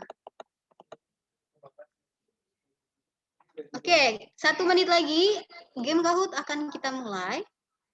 Dan persiapkan ya, tadi tuh pertanyaannya aku kasih tahu seputar materi yang dipaparin oleh Kak Fadli Aziz. Jadi buat kalian yang menyimak dari awal sampai akhir, ini kalian punya keberuntungan gitu, punya keuntungan karena soalnya tuh pasti seputar itu, nggak mungkin yang lain gitu kan. Oke.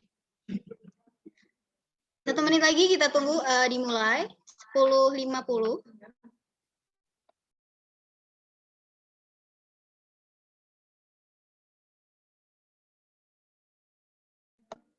Oh ya, untuk informasi juga nanti pertanyaannya bisa lihat di layar dan jawabannya tuh bisa kalian jawab di gadget kalian masing-masing gitu. Oke?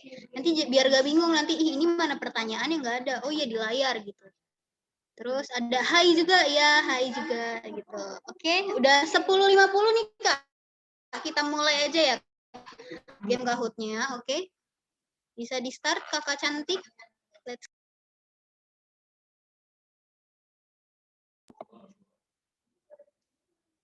Oke, untuk pertanyaan pertama. Bisa langsung dijawab.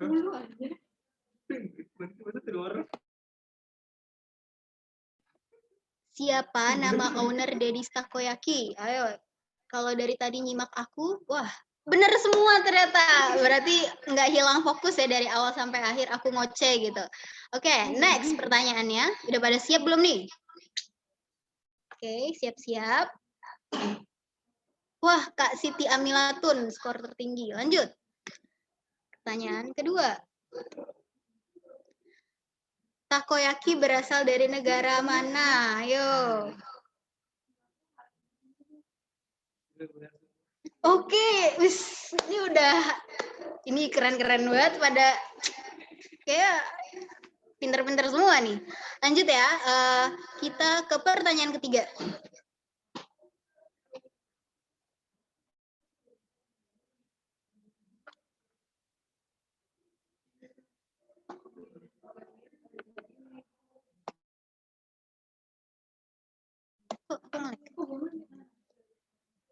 Oke, pertanyaan ketiga, udah.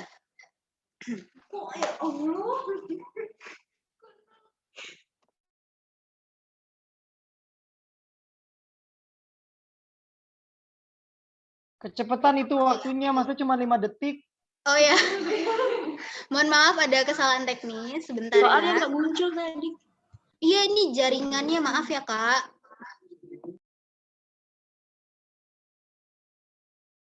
Kita lanjut aja kali ya Kak.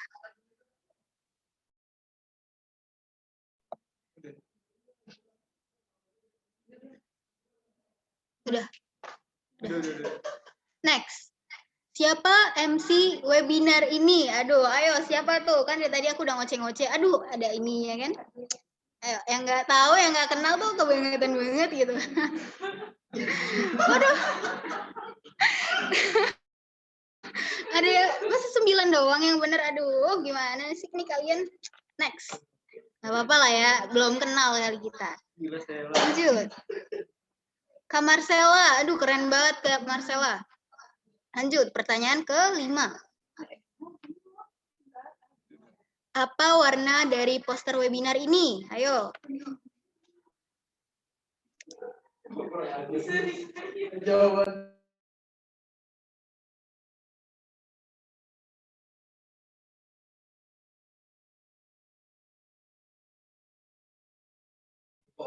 Oke, baik. Next, Kak.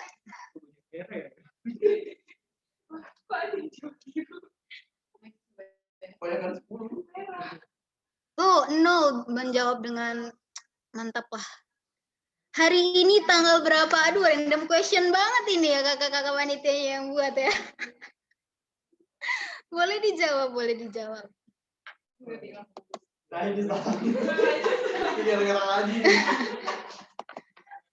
Boleh langsung next. Oke, skor tertinggi oleh 0, username 0, dan Sylvia dan juga KAM. Keren. Tahankan. Lanjut. Tema dari webinar ini, ayo.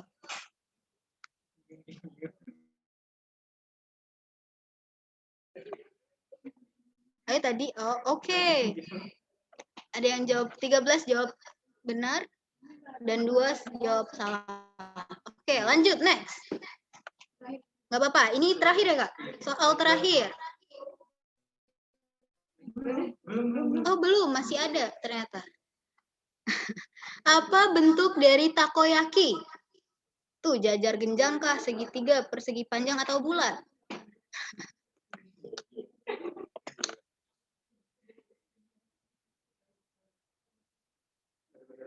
Ya, benar. Langsung ke next pertanyaan. Apa judul dari webinar ini, teman-teman? Ayo.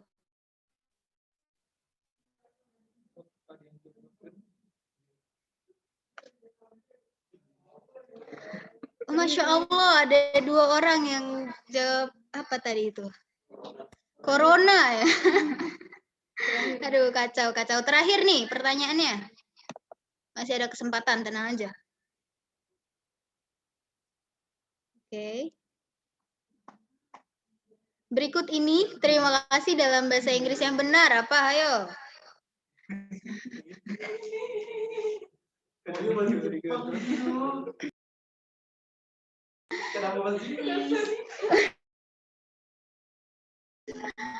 Oke, kita lihat resultnya.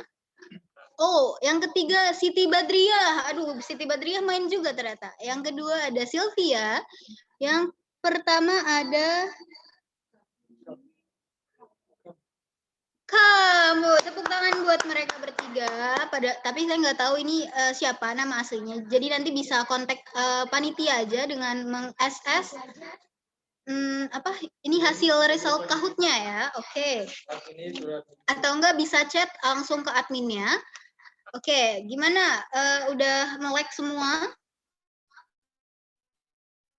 Cukup seru kah Kahoot-nya atau melenceng dari pemaparan materi yang tadi? Oke, nggak apa-apa lah ya kita buat ice breaking dan ceritanya. Terus selanjutnya ini kita ada pemaparan atau sosialisasi EduStore dari Kemenkraf, Badan Eksekutif Mahasiswa Politeknik Pasar Modal, yang akan dibawakan oleh Kak Muhammad Saiful Bahri. Untuk waktu dan tempat dipersilahkan.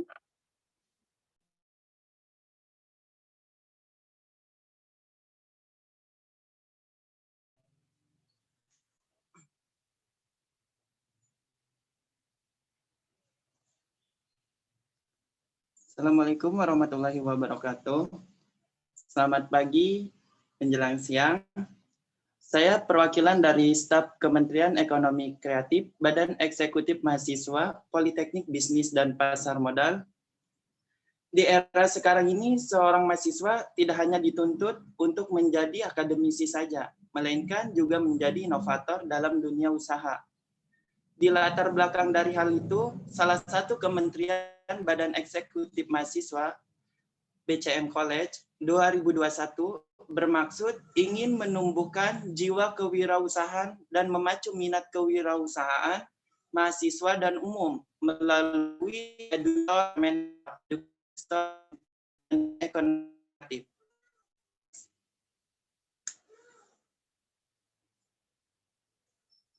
Apa EduStore adalah salah satu bentuk usaha Badan Eksekutif Mahasiswa BCM dengan memanfaatkan media sosial. Target pasar yang hendak dicapai tidak hanya kalangan mahasiswa, namun juga kalangan masyarakat umum. Selain itu, EduStore juga akan menampung produk-produk dari berbagai kalangan yang belum memiliki toko penjualan offline, sehingga nantinya bisa lebih dikenal oleh masyarakat luas.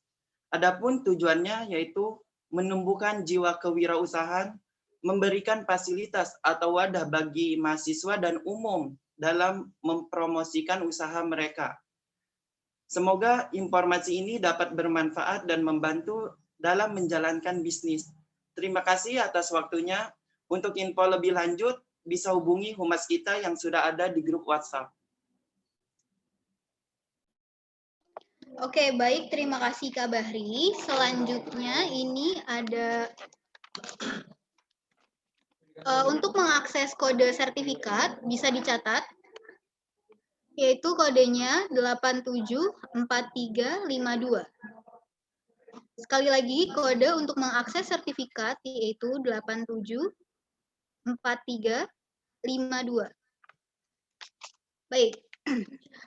Sudah tak terasa, kita sudah di penghujung acara.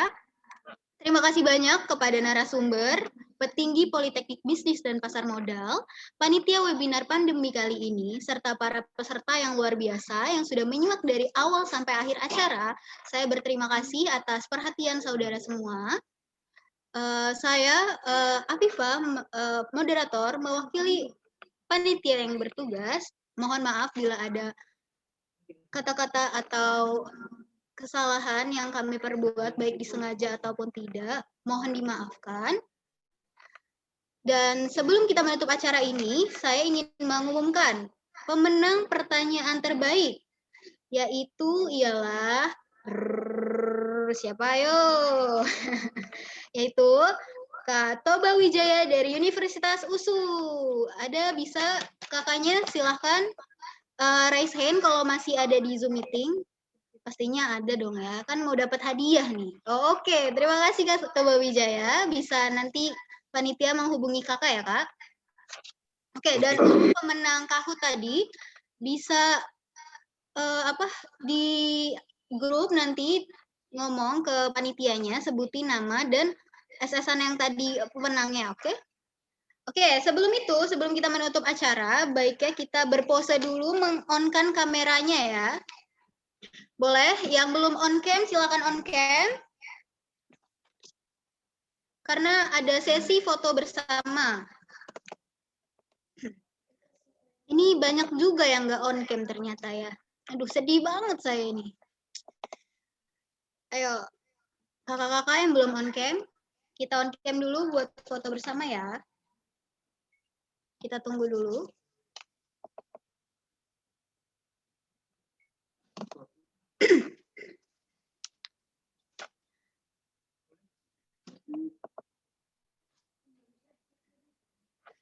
Ya, kakak yang belum on cam, silakan on cam dulu. Kita tunggu.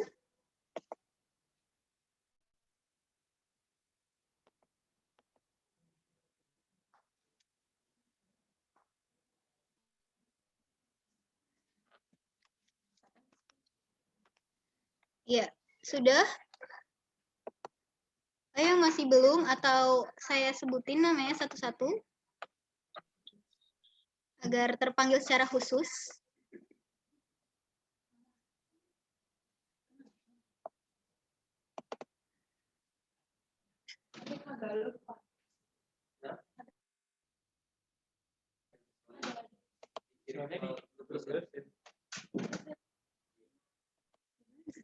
Ya, untuk Kak Iin Kinasih bisa dinyalakan kameranya.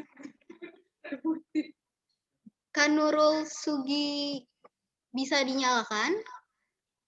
Kak Aulia Rahma, Kak Hajib, Kak Sherinali, mikrofon, Safa Salsabila bisa dinyalakan. Ibi Kasatuan, apa ini? Kak Ilman Nafi, Kak Lutfian Wiratama, Kak Konita Hanifa bisa dinyalakan kameranya untuk sesi foto bersama.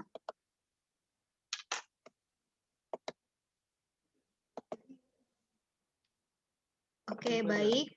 Langsung saja ya. Pose ya, Kak. Aku hitung. 1, 2, 3. Lagi. 1, 2, 3. Lagi. 1, 2, 3. Oke, sekali. Oh, udah nih. Udah cukup ternyata. Ya. Terima kasih yang sudah menyalakan kamera dan mengikuti acara dari awal hingga akhir. Mohon maaf bila ada kata-kata yang salah atau kata-kata yang tidak berkenan sebagai saya sebagai moderator. Akhir kata, terima kasih. Wassalamualaikum warahmatullahi wabarakatuh. Sampai bertemu di webinar Kemencraft selanjutnya. Dadah. Terima kasih.